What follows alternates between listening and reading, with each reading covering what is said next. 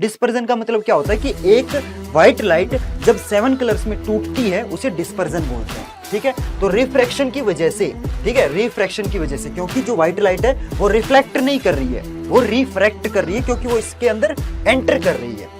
Clear everyone, समझ में आया? यहाँ पे तो देखो ट्रांसपेरेंट सर्कल है, लेकिन ये जो सर्कल है ये आपका ब्लैक कलर का होता है। अगर किसी की आंख आप देखोगे तो ये जो सर्कल है ये आपको बिल्कुल बीचों बीच ब्लैक कलर दिखेगा, ठीक है। ये ब्लैक कलर का जो सर्कल है इसे क्या बोलते हैं? प्यूपिल बोलते हैं। मेरा बहुत एफर्ट लग रहा है, मेरा बहुत टाइम लग रहा है, मेरी बहुत एनर्जी लग रही है, मेरा बहुत महंगा सेटअप लग रहा है, मेरी बहुत बिजली लग रही है, ठीक है। तो यार इतना ही मांग रहा हूँ मैं, कोई पैसे नहीं मांग रहा आपसे, ठीक है। बहुत मेहनत लग रही है सच में, रात के 3 बजे हुए मैं ये वीडियो बना रहा हूँ, तो यार कम से कम इतना तो आप कर ही सकते हो कि प्लीज यार वीडियो को लाइक कर दो, ठीक है। देखो आप वीडियो को लाइक करोगे तो मैं इसी टाइप की जो वीडियो है वो ज्यादा बनाने के लिए मोटिवेट होऊंगा। So hello everyone, this is your Gaurav भैया। तो गाइज आज की वीडियो में यार हम एक नया चैप्टर शुरू करने वाले हैं जिसका नाम है human I and the colourful world. तो देखो यार ये जो चैप्टर नाम से ही पता चल रहा है कि ये जो चैप्टर आपका 2 पार्ट्स में डिवाइडेड है।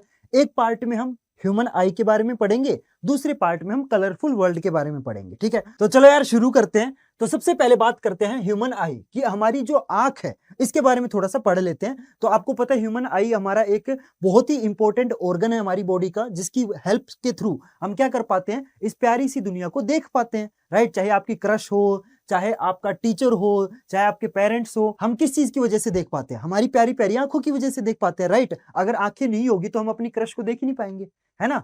तो आंख क्या है? ये एक ऐसा सेंस ऑर्गन है जो कि हमें हेल्प करता है देखने में, ठीक है। और ये कहां पे लोकेटेड होता है? ये हमारी आई सॉकेट्स में लोकेटेड होता है, जो कि यहाँ पे होती हैं, ठीक है। ये हमारी 2 आंखें ना, राइट। और ये जो सॉकेट है ये हमारी स्कल के अंदर होता है। जो हमारी ये पूरा हेड है ना, इसको हम स्कल बोलते हैं, ठीक है। इस स्कल के अंदर 2 आई सॉकेट होते हैं और एक आई सॉकेट के अंदर एक आंख होती है। तो लेफ्ट वाले आई सॉकेट में एक आंख, राइट वाले में दूसरी आंख, तो टोटल 2 आंखें हो गई, ठीक है। और जो आंख है इसका जो डायमीटर है ना, क्योंकि देखो जो आंख है वो आपकी स्फीयर शेप की है, ठीक है, स्फीयर शेप की है, तो कहीं ना कहीं इसका डायमीटर भी होगा। तो आंख का जो डायमीटर होता है ना वो आपका 2.3 सेंटीमीटर होता है, ठीक है। और बाकी यार देखो ये पर्सन टू पर्सन डिफर भी करता है, ऐसा कोई फिक्स नहीं है कि हर इंसान का जो डायमीटर आंख का इतना होगा, ऐसा कोई फिक्स नहीं है, ठीक है। किसी की आंख थोड़ी सी छोटी हो सकती है, किसी की आंख बहुत बड़ी हो सकती है, राइट। तो डिपेंड करता है, क्लियर। और एक चीज और मैं आपको बता देता हूँ, बहुत ही तगड़ा फैक्ट बताने वाला हूँ। हमारे बचपन में जो हमारी आंख का साइज होता है ना, हमारे बूढ़े होने तक आंख का जो साइज है वो सेम रहता है। जैसे हमारा हाथ है, बचपन में छोटा हाथ होता है, लेकिन धीरे धीरे हम जैसे बड़े होते जाते हैं हमारे हाथ का साइज बड़ा होता जाता है। लेकिन आंख एक ऐसी चीज है जो बचपन में जिस साइज की थी, बुढ़ापे तक हमारी आंख का जो साइज है वो सेम रहता है। क्लियर, समझ में आई बात? तो आप यहाँ पे देख सकते हो ये हमारी आंख का एक डायग्राम है। तो मैं अब है ना डायग्राम के थ्रू आपको दिखाता हूं कि हमारी आंख के किस पार्ट को हम क्या क्या बोलते हैं, ठीक है। तो सबसे पहले आंख के ऊपर क्या आती है? पलक आती है, पलक, ठीक है। बोलते नहीं है मैं तेरे को पलकों पे बैठा के रखूंगा, ऐसे ऐसे सपने नहीं दिखाते अपनी क्रश को, राइट। तो ये हमारी जो आंख की पलक है इसको हम क्या बोलते हैं? आई लिड बोलते हैं, ठीक है। समझ में आई बात? और आंख की पलक का क्या काम होता है? आंखों को बंद करने का काम होता है, क्योंकि पलक जो है वो ही तो नीचे आती है ना, राइट। आंख को बंद करने का जो काम है वो भी पलकें करती हैं। दूसरा, माथे से कोई पसीना आ रहा है, ठीक है, पहले तो आईब्रो में आके रुक जाएगा वो पसीना, फिर अगर आईब्रो से भी निकल जाता तो जो हमारी आंख की पलकें हैं वो पसीने को आंख के अंदर एंटर करने नहीं देती हैं, ठीक है। तो एक ये काम है, समझ में आया? ठीक है। इसके बाद यहाँ पे ये जो चीज है, यहाँ पे हमारा टीयर डक्ट होती है। बहुत लोग ये सोचते हैं कि हमारी आंखों में जो आंसू आते हैं ना वो ऊपर से आते हैं, नहीं। हमारी आंखों में जब हम रोते हैं जो आंसू आते हैं ना वो कहां से आते हैं? वो इस पॉइंट से आते हैं। कभी भी आपने देखा है किसी के आंसू इस तरफ से टपकते हुए? यहां से आंखों के आंसू टपकते हुए देखा है किसी के? नहीं, आंखों के आंसू जो है वो बिल्कुल यहां से टपकते हैं। क्यों? क्योंकि आंखों के जो आंसू है वो यहीं से तो निकलते हैं। समझ में आई बात? तो ये क्या है? ये होता है हमारा टीयर डक्ट। और ये जो चीज है ये आपको याद करने की जरूरत नहीं है, ठीक है। ये चीज आपको याद करने की जरूरत नहीं है, आपके सिलेबस में नहीं है, ठीक है। इसके बाद ये हमारी आंख के अंदर आपको 3 कलर दिखेंगे। एक व्हाइट कलर है, उसके बाद ब्लू कलर है और उसके बाद बीच में एक ब्लैक कलर का सर्कल है, ठीक है। तो 3 चीजें हैं, तो तीनों के अलग अलग नाम होंगे। तो ये जो व्हाइट वाला पार्ट होता है ना इसका नाम क्या है? इसको बोलते हैं स्कैलरा। क्या बोलते हैं? स्कैलरा। हर इंसान की आंखों के अंदर ये जो व्हाइट वाला पार्ट है ये होता ही है, ठीक है। तो इसे हम क्या बोलते हैं? स्कैलरा बोलते हैं। इसके बाद व्हाइट पार्ट के बाद आपको ये ब्लू वाला पार्ट दिख रहा है। ये जो ब्लू वाला पार्ट है ना ये पर्सन टू पर्सन वेरी करता है, ठीक है, ऐसा कोई जरूरी नहीं है कि हर इंसान की जो आंख का ये वाला पार्ट है ये ब्लू होगा। कई इंसानों की आंख का ये वाला जो पार्ट है ये ब्लैक होता है, ठीक है, कईयों का ब्राउन होता है, ठीक है, कईयों का ग्रीन तक हो जाता है, लेकिन वो बहुत ज्यादा एक्सेप्शन है, ठीक है, बहुत कम लोगों का जो है ना ये वाला पार्ट ग्रीन होता है, कईयों का ब्लू भी मिल जाता है। तभी तो गाने बनते हैं ना, ब्लू आईज हिप्नोटाइज तेरी कर दी है मैनू, राइट, समझ में आई बात। तो ये जो ब्लू पार्ट है ये कोई ऐसा स्पेसिफिक नहीं है कि हर इंसान का ये जो पार्ट है इसी सेम कलर का होगा, ये पर्सन टू पर्सन डिफर करता है। तो इसके मेजॉरिटी ये जो 4 कलर हैं ये पाए जाते हैं, ठीक है, ऐसा नहीं है कि किसी की ये जो आंख है वो पिंक कलर की हो गई या रेड कलर का ये हो गया, ऐसा कुछ नहीं होता, ठीक है, ये जो 4 कलर है यही आपके पाए जाते हैं। तो ये जो कलरफुल पार्ट है इसे हम क्या बोलते हैं, आइरिस बोलते हैं। क्या बोलते हैं गाइस, आइरिस बोलते हैं, ठीक है। इसके बाद आइरिस के अंदर ये जो पार्ट है ना ये ब्लैक पार्ट होता है, ये ब्लैक कलर का सर्कल है, इसे हम प्यूपिल बोलते हैं। तो किसी भी इंसान की किसी भी कलर की आंखें हो, लेकिन ये एक तो व्हाइट वाला पार्ट सबके अंदर कॉमन रहता है और बीच में ये जो ब्लैक सर्कल है ये कॉमन रहता है। तो जो लाइट है ना वो इस ब्लैक वाले सर्कल के थ्रू एंटर करती है, हमारी आंख के अंदर जो लाइट एंटर करती है वो इस ब्लैक वाले सर्कल के थ्रू एंटर करती है। क्लियर, समझ में आई बात। तो ये बेसिक चीजें आपको पता चली कि ये जो व्हाइट वाला पार्ट है स्क्लेरा, जो ब्लू कलर का पार्ट है जो कि 4 कलर में पाया जा सकता है इसे हम आइरिस बोलते हैं, और ये जो ब्लैक वाला सर्कल है इसे प्यूपिल बोलते हैं। क्लियर है एवरीवन, ठीक है, चलो आगे चलते हैं। अब मैं आंख को है ना साइड वाइज दिखाता हूं। देखो यहाँ पे हमने जो आंख है वो बिल्कुल सामने से देखी है, अब मेरी आप आंख देख रहे हो और यहाँ पे जो आंख देख रहे हो वो बिल्कुल सामने से देख रहे हो, ठीक है। लेकिन अगर मैं किसी मरे हुए इंसान की आंख बाहर निकाल लूं, जिंदा इंसान की नहीं निकाल रहा हूं, ठीक है, मरे हुए इंसान की अगर मैं आंख निकाल लूं और उसको मैं साइड से देखूं, क्योंकि अगर सामने से देखोगे आंख को तो ये कुछ इस तरीके से दिखेगी, लेकिन अगर मैं इस आंख को निकाल के रोटेट करके साइड में से देखूं तो मेरी जो आंख है वो कुछ इस तरीके से दिखेगी। तो अगर आपको पेपर में डायग्राम बनाने के लिए बोला जाए ना तो आप पेपर में ये वाला डायग्राम बना के आओगे। Clear everyone. अब मैं आपको ना इस डायग्राम के थ्रू बताता हूं कि किस पार्ट को हम क्या बोलते हैं। तो सबसे पहले सबसे ऊपर जो लेयर आती है ना उसे हम कॉर्निया बोलते हैं, ठीक है, आंख की जो पहली लेयर है उसे ही हम क्या बोलते हैं, कॉर्निया बोलते हैं। अब बहुत सारे बच्चे बोलेंगे कि भैया यहाँ पे तो कॉर्निया दिख नहीं रहा है। एक्चुअली जो कॉर्निया है ना वो ट्रांसपेरेंट लेयर होती है आंख के ऊपर, ठीक है, तो साइड में से दिखती है, वो सामने से नहीं दिखती, सामने से हमें डायरेक्ट आंख दिखती है, लेकिन साइड में से देखोगे तो आप देखोगे कि ये जो ट्रांसपेरेंट लेयर है, ठीक है, ये ट्रांसपेरेंट जो लेयर है इसे ही हम क्या बोलते हैं गाइस, कॉर्निया बोलते हैं। क्लियर है एवरीवन। तो आंख की पहली लेयर कॉर्निया हो गई, ठीक है। इसके बाद कॉर्निया के बाद आपका आता है आइरिस, जो ये ब्लू कलर का वाला पार्ट है, ठीक है, ये जो ब्लू वाला पार्ट दिख रहा है जो कि आपको मैंने यहां पे दिखाया था, राइट। तो कॉर्निया के बाद जो सेकंड लेयर है उसे हम आइरिस बोलते हैं, ठीक है, क्या बोलते हैं, आइरिस, जो कि आपके मल्टीपल कलर का हो सकता है, ये मैं आपको बता चुका हूं, ठीक है। आइरिस के बाद आपका ये जो ब्लैक कलर वाला सर्कल दिख रहा है, ये जो ब्लैक कलर का सर्कल दिख रहा है आपको, ठीक है, ये ब्लैक कलर का जो सर्कल है ना इसे हम क्या बोलते हैं, प्यूपिल। तो ये आइरिस, प्यूपिल और स्केलरा कहाँ है, हाँ ये रहा स्केलरा, ये व्हाइट वाला जो पार्ट है ये आपका स्केलरा हो गया, ठीक है। तो इस तरीके से लेयर बनी हुई है, कॉर्निया के बाद स्केलरा, स्केलरा के बाद आइरिस, आइरिस के बाद प्यूपिल, ठीक है। तो आप इनको ना शॉर्ट फॉर्म में याद कर सकते हो, सबसे पहले कॉर्निया, उसके बाद स्केलरा, उसके बाद आइरिस, उसके बाद प्यूपिल। तो CSIP इस तरीके से आप याद कर सकते हो, ठीक है। उसके बाद आपका आता है लेंस। तो लेंस का क्या काम है, देखो लेंस के बिना हम इस दुनिया को देख ही नहीं पाएंगे, ठीक है। जैसे कैमरा है, कैमरा के अंदर भी लेंस होता है, क्योंकि कैमरे के यूज करके हम पूरी दुनिया को देख पाते हैं।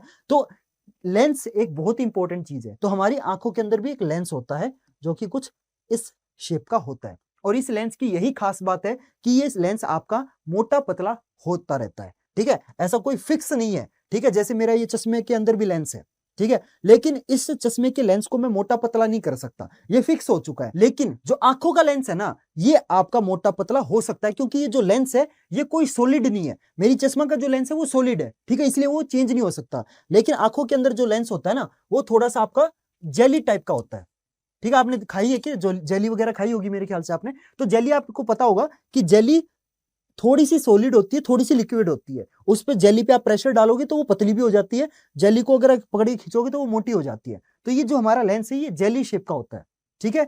और जब हमें कोई दूर की चीज देखनी होती है ना तो हमें लेंस पतला करना पड़ता है, और अगर मुझे पास का देखना है तो मेरे को लेंस को क्या करना पड़ेगा, मोटा करना पड़ेगा। तो लेंस जो है वो जेली टाइप का है, इसीलिए इसको मोटा करना और पतला करना आसान है। ठीक है, समझ में आई बात? ओके। इसके बाद यार आपका अगला आता है ciliary body muscles. Ciliary muscle भी बोल देते हैं, जो कि लेंस के ऊपर और नीचे दोनों तरफ पाई जाती है। यही जो मसल्स है ना, यही लेंस को पकड़ के लंबा कर देती हैं और दबा के मोटा कर देती हैं। ठीक है, तो लेंस को पतला और मोटा करने का जो काम है वो सिलरी मसल्स करती हैं। ठीक है, क्योंकि नाम में ही देखो मसल है, मसल का काम ही क्या होता है, मूव करना, किसी चीज को मूव कराने का काम मसल का होता है। ठीक है, तो लेंस को मोटा या पतला करने का जो काम है वो सिलरी मसल्स करती हैं। ठीक है, इसके बाद ये कंजक्टिव, ये है, ये चीज आपके काम की नहीं है। हाँ, इसके बाद आती है रेटिना।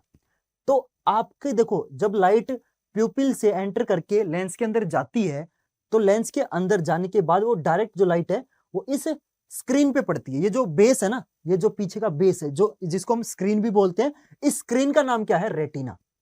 इस रेटिना के ऊपर जो है वो आपकी इमेज बनती है। ठीक है, हम जो प्यारी प्यारी दुनिया को देख पाते हैं वो इस रेटिना के ऊपर जो दुनिया है वो बन रही है। ठीक है, जो दुनिया की इमेज है वो इस रेटिना के ऊपर बन रही है। क्लियर है एवरीवन, समझ में आया? तो इसे हम रेटिना बोलेंगे। इसके बाद ये आती है हमारी ऑप्टिकल नर्व्स। ये ऑप्टिकल नर्व क्या करती हैं, देखो इमेज आपकी रेटिना के ऊपर बन गई। ठीक है, रेटिना के ऊपर आपकी इमेज बन गई। अब जो इमेज बनी है ना, उस इमेज को इलेक्ट्रिकल मैसेज के अंदर कन्वर्ट करके ब्रेन तक पहुंचाने का जो काम है ना, वो ऑप्टिकल नर्व करती है। नाम में ही नर्व है, नर्व का काम ही होता है कि ब्रेन से मैसेज बॉडी में पहुंचाना या बॉडी से मैसेज ब्रेन में पहुंचाना, ये नर्व का काम होता है। तो इस बार ये जो ऑप्टिक नर्व है ये क्या काम कर रही है, जो इमेज बनी है उस इमेज को इलेक्ट्रिकल मैसेज में कन्वर्ट करके ब्रेन तक पहुंचाने का जो काम है वो ऑप्टिकल नर्व करती है। ठीक है, ये मैक्यूला आपके सिलेबस के अंदर नहीं है, रेटिनल ब्लड वेसल भी मत कर लेना। ठीक है, इसके बाद आता है आपका विट्रस ह्यूमर। तो ये जो बीच में बचा हुआ स्पेस है, ये विट्रस ह्यूमर, इसके अंदर विट्रस ह्यूमर होता है। विट्रस ह्यूमर बेसिकली आपका थोड़ा सा लिक्विड और जेली टाइप की चीज होती है, जो कि पूरी आंख की शेप को स्फीयर बना के रखती है। ठीक है, ऐसा नहीं है कि आप गिर गए तो आपकी आंख की जो शेप है वो चेंज हो जाएगी, नहीं होगी, क्योंकि यहाँ पे विट्रस ह्यूमर भरा हुआ है। ठीक है, अगर आंख आपकी अंदर से खाली होती, ठीक है, खोखली होती, तो आप गिरते ना, जोर से अगर गिर गए होते तो आपकी आंख जो है वो पिचक जाती। लेकिन आंख की शेप को मेंटेन करके रखता है कौन है, विट्रस ह्यूमर मेंटेन करके रखता है। Clear everyone? तो ये डायग्राम था। डायग्राम में कौन से पार्ट को हम क्या बोलते हैं वो मैंने आपको बता दिया। पेपर में अगर आपसे आई का डायग्राम बनाने के लिए बोला जाए तो आप क्या करोगे, ये वाला डायग्राम ड्रॉ करके आओगे। ठीक है, ये बहुत इंपॉर्टेंट है। क्लियर एवरीवन, समझ में आई बात? ठीक है, अब किस पार्ट का क्या यूज है और कौन सा पार्ट कौन से पार्ट का क्या फंक्शन है वो मैं आपको डिटेल वाइज अब आगे बताता हूं। ठीक है, बेसिकली अभी मैंने आपको बस आई का जो डायग्राम है वो बताया है कि कौन सी चीज आई के अंदर कहां पे पाई जाती है। ठीक है, तो अब देखो ये कुछ पार्ट्स हैं आपके आंखों के जो कि हम अच्छे से अभी डिस्कस करेंगे। तो सबसे पहले बात करते हैं आंख के पहले पार्ट के बारे में, जो कि है कॉर्निया, क्योंकि कॉर्निया जो है वो आंख की सबसे पहली लेयर है। ठीक है, तो अब बात आती है कॉर्निया की। तो cornea is the outer most यानी कि सबसे बाहर वाली जो पहली लेयर है वो कॉर्निया होती है, और ये ट्रांसपेरेंट है। तो मैंने देखो आपको बताया भी था स्टार्टिंग में, यहां पे, हाँ यहां पे कॉर्निया क्यों नहीं दिख रहा, क्योंकि कॉर्निया ट्रांसपेरेंट है। ठीक है, और इस डायग्राम में देखो ये जो पहली लेयर है, ये ट्रांसपेरेंट लेयर है। ठीक है, इसलिए यहां पे दिख रही है क्योंकि इस बार हम साइड से देख रहे हैं। समझ में आई बात? तो कॉर्निया क्या है, आउटर मोस्ट तो है ही है, साथ में ट्रांसपेरेंट है। ठीक है, और ये क्या प्रोवाइड करती है, यही है जो पूरी लाइट को अंदर आने के लिए अलाउ करती है, और जो पूरा रिफ्रैक्शन है ना, मोस्टली जो रिफ्रैक्शन है वो इसी से होता है। ठीक है, रिफ्रैक्शन तो आपने लाइट रिफ्लेक्शन एंड रिफ्रैक्शन वाले चैप्टर में पढ़ा भी होगा कि रिफ्रैक्शन क्या होता है, तो रिफ्रैक्शन आपको पता भी होगा। तो जो मोस्टली रिफ्रैक्शन है वो आपका कॉर्निया में ही होता है। ठीक है, आगे चलते हैं, अगला है लेंस। तो लेंस क्या है, लेंस आपको मैंने बताया भी था कि जो लेंस है ना, उसी की वजह से हम पूरी दुनिया को देख पाते हैं। ठीक है, हमारी आंखों के अंदर एक लेंस प्रेजेंट होता है जो कि फाइबर से बना हुआ होता है और जेली टाइप का होता है। ठीक है, जेली टाइप का होता है, यानी कि इसको अगर हम ज्यादा प्रेशर डालेंगे, ठीक है, अगर मान लो इधर से मैंने प्रेशर डाला, इधर से प्रेशर डाला, तो ये पतला हो जाएगा। ठीक है, अगर मैं इसको ऐसे खींचूंगा तो ये मोटा हो जाएगा। लेकिन साइड में से प्रेशर नहीं डाला जाता है। मैं आपको बताता हूं कि लेंस के ऊपर प्रेशर कहां पे डाला जाता है, थोड़ा ध्यान से देखना। देखो एक्चुअली में ऊपर की तरफ और नीचे की तरफ, ठीक है, सिलरी मसल्स प्रेजेंट होती है, तो सिलरी मसल क्या करते हैं, लेंस को ऊपर वाली ऊपर की तरफ खींचेगी, नीचे वाली नीचे की तरफ खींचेगी। तो ये जो लेंस है ये आपका ऐसे पतला हो जाता है, ठीक है। तो लेंस पतला कब होता है, जब हमें दूर की चीजें देखनी हो, ठीक है। जब हमें दूर की चीजें देखनी हो तब जो सिलरी मसल है वो इसको ऐसे पकड़ के खींचेंगी, ठीक है, तो लेंस पतला हो जाएगा। लेकिन अगर मेरे को पास की चीजें देखनी है तो जो सिलरी मसल है ऊपर वाली नीचे धकेलेगी, नीचे वाली ऊपर धकेलेगी, तो ये जो लेंस है ये आपका ऐसे मोटा हो जाता है। समझ में आई बात? तो लेंस मोटा कब होता है, जब हमें पास का देखना हो, लेकिन लेंस पतला कब होता है, जब हमें दूर का देखना हो, ठीक है। और इसको मोटा पतला करने का काम कौन करती है, सिलरी मसल्स। क्लियर है एवरीवन, समझ आया? तो ये तो देखो यार, मैंने लेंस के चक्कर में सिलरी मसल समझा दी आपको, ठीक है। मैं इसको इरेज कर देता हूँ। पहले मैं अब आपको ना लेंस के बारे में बता देता हूँ, ठीक है। ये तो मैंने आपको बताया कि कब मोटा होता है कब पतला होता है, लेकिन लेंस के बारे में भी तो आपको पता होना चाहिए ना। तो लेंस जो है वो आपका फाइबर से बनता है, जेली लाइक मटेरियल होता है, ठीक है। ऐसा कोई सॉलिड नहीं है, ठीक है। सॉलिड होगा तो उसको मोटा पतला करा नहीं जा सकता। और लेंस क्या करता है, ये फोकस प्रोवाइड करता है, ठीक है। क्या करता है, फोकस प्रोवाइड करता है, जिसकी वजह से हम एक चीज पे फोकस कर पाते हैं। जैसे मैं अभी कैमरा को देख रहा हूं तो कैमरे पे मैं अपनी आंखों से फोकस कर पा रहा हूं, ठीक है। तो लेंस नहीं होगा तो हम किसी चीज पे फोकस नहीं कर पाएंगे। हमें दुनिया दिखे तो गी, लेकिन क्लियरली दिखेगी। समझ में आई बात? क्लियरली देखने के लिए हमें लेंस की जरूरत होती है। और जो लेंस है वो इन्वर्टेड इमेज बनाएगा, क्योंकि देखो मैंने आपको लाइट रिफ्लेक्शन एंड रिफ्रैक्शन वाले चैप्टर में आपको बताया भी था कि जो आपका कन्वेक्स लेंस है ये आपका इन्वर्टेड इमेज बनाता है, ठीक है। इन्वर्टेड इमेज बनाता है। मान लो यहाँ पे कैंडल रखी हुई है, ठीक है, तो इस कैंडल की जो इमेज है वो उल्टी बनेगी, ठीक है। आग नीचे की तरफ दिखेगी तो कैंडल जो है वो उल्टी दिखेगी। तो अब एक तरीके से फिर मेरे को पूरी दुनिया क्या उल्टी दिख रही है? बिल्कुल, हमें जो दुनिया दिखती है वो उल्टी दिखती है।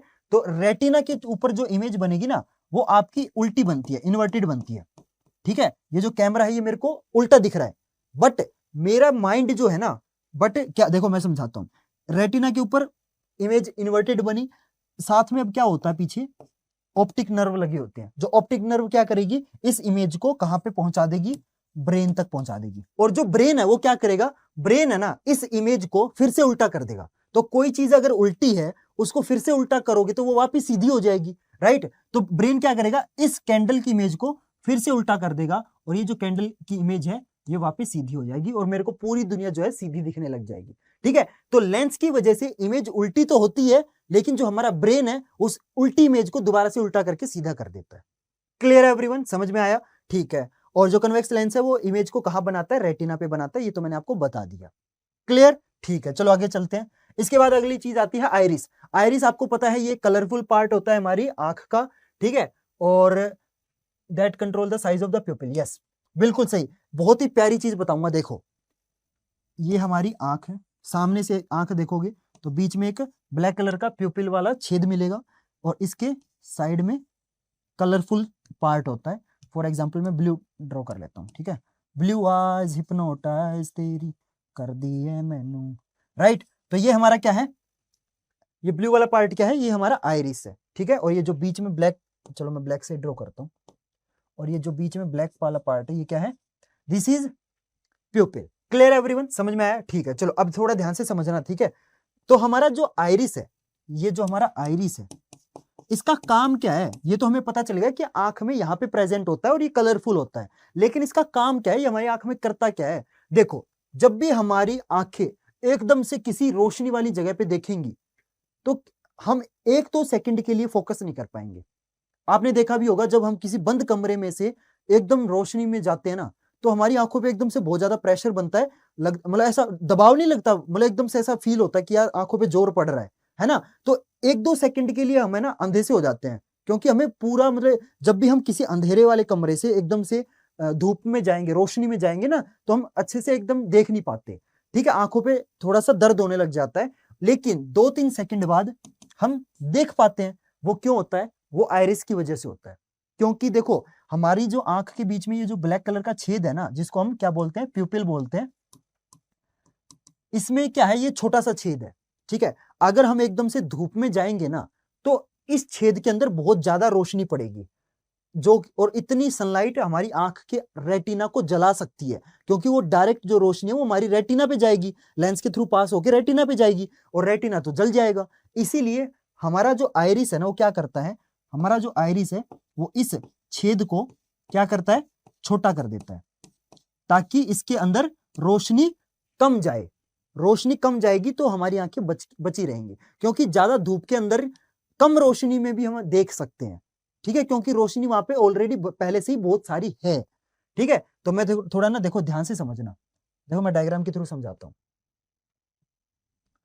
तो ये मान लो मेरी आंख है, ठीक है, देखो ड्राइंग तो मेरी बहुत घटिया है पर काम चला लेना, ठीक है। यहां पे आइरिस ड्रॉ करता हूं, ठीक है, ये आइरिस हो गया। और अंदर की तरफ मान लो मैं ग्रे कलर से प्यूपिल ड्रॉ कर देता हूं, ठीक है, ब्लैक से ड्रॉ करूंगा तुम्हें दिखेगा नहीं, ठीक है। तो अब यहां पे मान लो मैं डार्क में खड़ा हूं, किस में खड़ा हूं, डार्क, अंधेरा है, ठीक है। सिमिलरली मैं बाद में आपको रोशनी का भी दिखाऊंगा। तो अंधेरे के टाइम क्या होगा, जल्दी बताओ, अंधेरे के टाइम क्या होगा गाइस, जल्दी बताओ। अंधेरे के टाइम रोशनी कम है, तो हमें क्या करना पड़ेगा, इस छेद को बड़ा करना पड़ेगा, ठीक है, ताकि आंख के अंदर ज्यादा रोशनी जा सके। अब देखो आप एकदम से धूप से एकदम अंधेरे में जाओगे ना, अंधेरे में एकदम से जाओगे तो आपको तब भी कुछ नहीं दिखेगा। आप एकदम से अंधेरे से धूप में जाओगे तब भी 2-3 सेकंड के लिए आपको कुछ नहीं दिखेगा।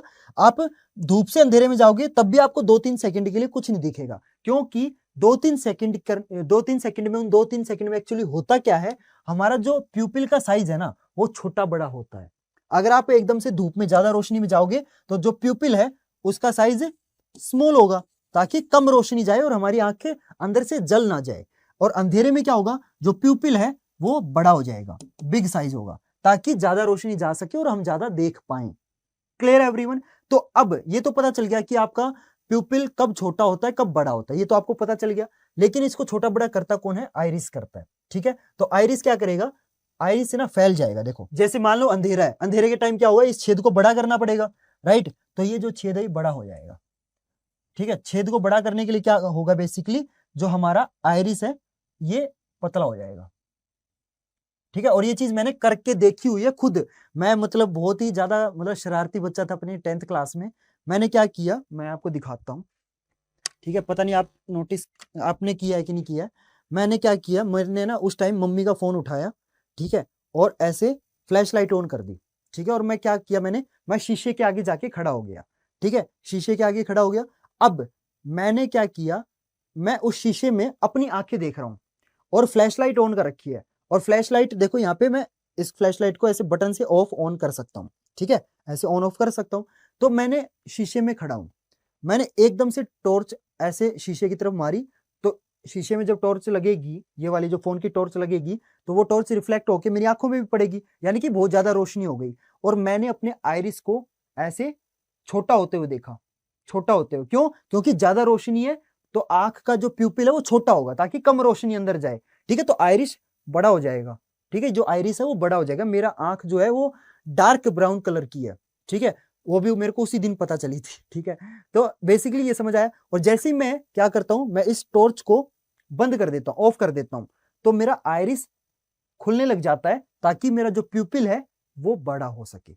समझ में आई बात, क्लियर एवरीवन, ठीक है। ये चीज पता नहीं तुमने की है कि नहीं की है, लेकिन एक बार ट्राई जरूर करना, ठीक है, एक बार ट्राई जरूर करना, ये होता है, ठीक है। वैसे साइंस की ऑलमोस्ट हर चीज होती है, लेकिन ये चीज ऐसी है जो आप खुद करके देख सकते हो, ठीक है। समझ में आई बात। तो आइरिस छोटा बड़ा होता रहता है डिपेंडिंग ऑन द लाइट। अगर लाइट कम है तो आइरिस क्या करेगा, प्यूपिल को बड़ा कर देगा, लाइट ज्यादा है तो आइरिस प्यूपिल को छोटा कर देगा। तो ये फंक्शन है किसका, आइरिस का, ठीक है। अब प्यूपिल प्यूपिल तब से प्यूपिल प्यूपिल कर रहे हैं। प्यूपिल क्या है, pupil is basically your black hole in the eye, ठीक है। आंख के अंदर एक काले रंग का एक छोटा सा छेद होता है। आपकी आंख किसी भी कलर की हो, लेकिन आंख के बीचों बीच एक ब्लैक कलर का छेद आपको मिलेगा।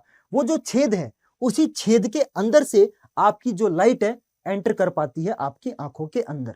समझ में आई बात। और इसी प्यूपिल के साइज के ऊपर डिपेंड करता है कि अंदर कितनी लाइट एंटर कर सकती है।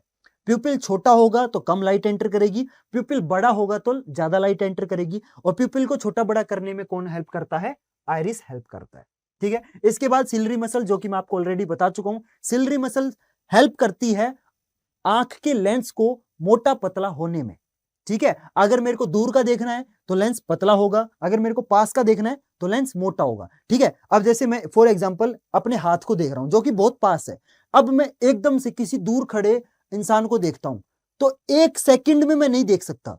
ठीक है। आप खुद अपने ट्राई करो, चलो ट्राई करो। आपके कमरे में कोई दीवार है, ठीक है, एकदम उस दीवार को देखो, एकदम से इस हाथ को देखो, फिर एकदम दीवार को देखो, फिर हाथ को देखो, तो आप नोटिस करोगे मतलब बहुत ही माइनर, मतलब कुछ मतलब 0.1 सेकंड का ना गैप आता है। ठीक है। वो गैप क्यों होता है? वो गैप इसलिए होता है कि जो सिलरी मसल्स है ना वो लेंस को मोटा पतला कर रही है, क्योंकि जब आप दूर देख रहे हो तो लेंस पतला होगा, आप एकदम से पास देखोगे तो लेंस को मोटा भी तो होना है ना। तो वो जो सिलरी मसल्स है उस लेंस को मोटा पतला करने में क्या करती है? हेल्प करती है। तो उसको कुछ टाइम भी तो लगेगा ना, एकदम से लेंस को ऐसे पकड़ के वो मोटा पतला कर रही है तो टाइम तो लगेगा ना। समझ रहे हो मेरी बात? तो एकदम से आप दूर की चीज को देखोगे, फिर एकदम पास की चीज को देखो, फिर दूर का, तो आपको कुछ 0.1 माइनस मतलब कुछ थोड़ा सा टाइम का गैप महसूस होगा। वो क्यों होता है? क्योंकि सिलरी मसल्स हेल्प करती हैं लेंस को मोटा पतला करने में। ठीक है। और ये इसकी पोजीशन का है, जैसे ये लेंस है तो लेंस के ऊपर और नीचे की तरफ सिलरी मसल्स आपकी पाई जाती हैं। क्लियर है एवरीवन? समझ में आई बात? तो आप देखो डायग्राम में भी देख सकते हो, सिलरी मसल देखो यहां पे, ठीक है, यहां पे। क्लियर? समझ में आई बात? ठीक है, चलो आगे चलते हैं।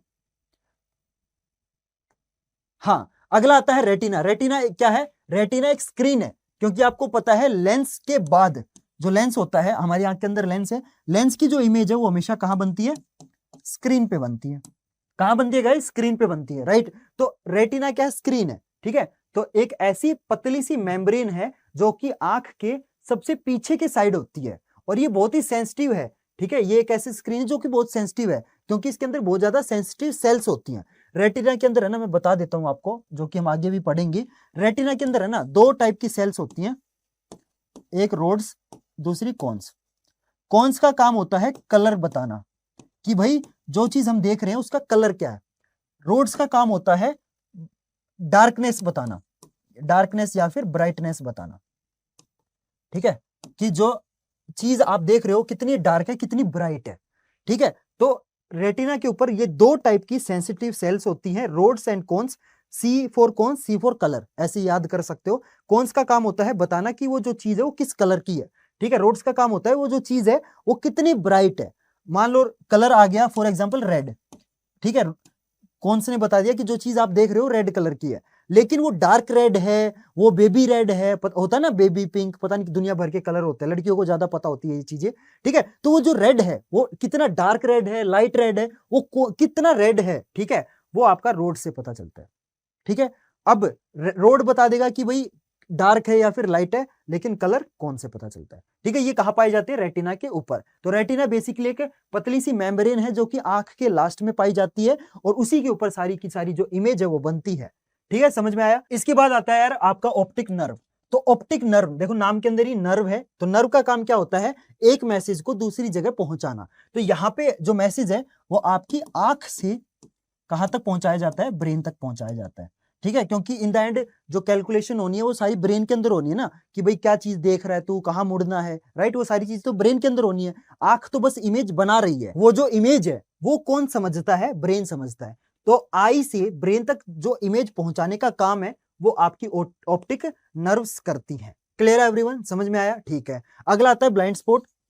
ब्लाइंड स्पॉट आपकी आंख के अंदर एक ऐसी जगह होती है जहां पे आपकी इमेज नहीं बनती है। ठीक है। क्योंकि देखो मैं बताता हूं कैसे। हाँ, यहां पे देखो, तो देखो जो इमेज है वो पूरी आंख की रेटिना पे बनती है। ठीक है। ये आपको मैंने अभी बताया ना कि आंख की रेटिना के ऊपर ही जो आपकी इमेज है वो बनती है, लेकिन जो रेटिना है ना वो पूरी आंख के ऊपर नहीं होती।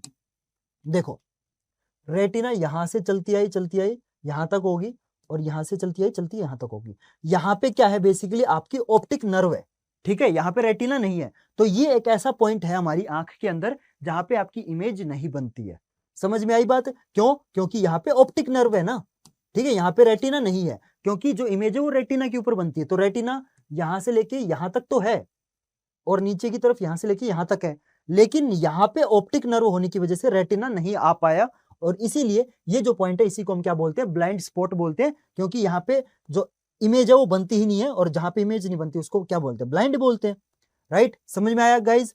क्लियर है एवरीवन? यहां तक कोई डाउट हो तो बताओ। तो ब्लाइंड स्पॉट क्या है, ऑप्टिक नर्व होने की वजह से एक ऐसा पॉइंट है रेटिना के ऊपर जहां पे आपकी इमेज नहीं बन पाती है। क्लियर, कोई डाउट हो तो बताओ। ठीक है, चलो आगे चलते हैं। इसके बाद आता है यार आपका एक्वस ह्यूमर। बहुत इंपॉर्टेंट चीज है, ध्यान से समझना, बहुत सारे बच्चों को दिक्कत आती है इस चीज में।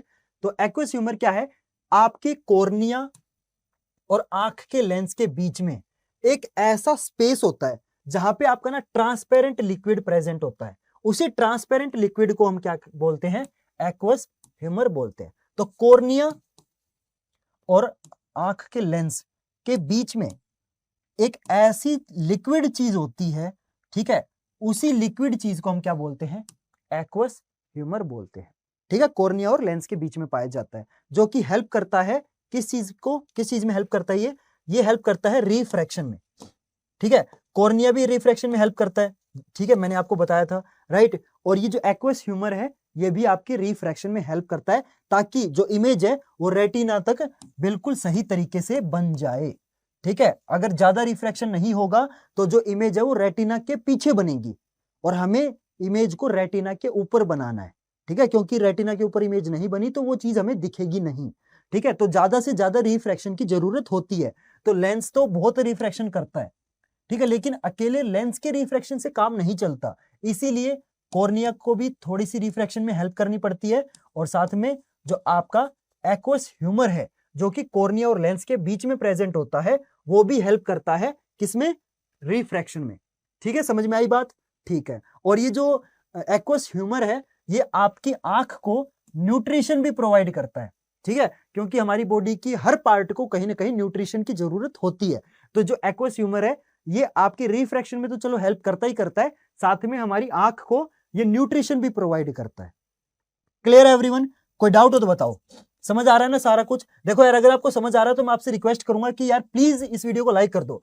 ठीक है, देखो यार, मतलब आपके लिए ये वीडियो फ्री है बट मेरे लिए ये वीडियो फ्री नहीं है। ठीक है, मेरा बहुत एफर्ट लग रहा है, मेरा बहुत टाइम लग रहा है, मेरी बहुत एनर्जी लग रही है, मेरा बहुत महंगा सेटअप लग रहा है, मेरी बहुत बिजली लग रही है। ठीक है, तो यार इतना ही मांग रहा हूं मैं, कोई पैसे नहीं मांग रहा आपसे।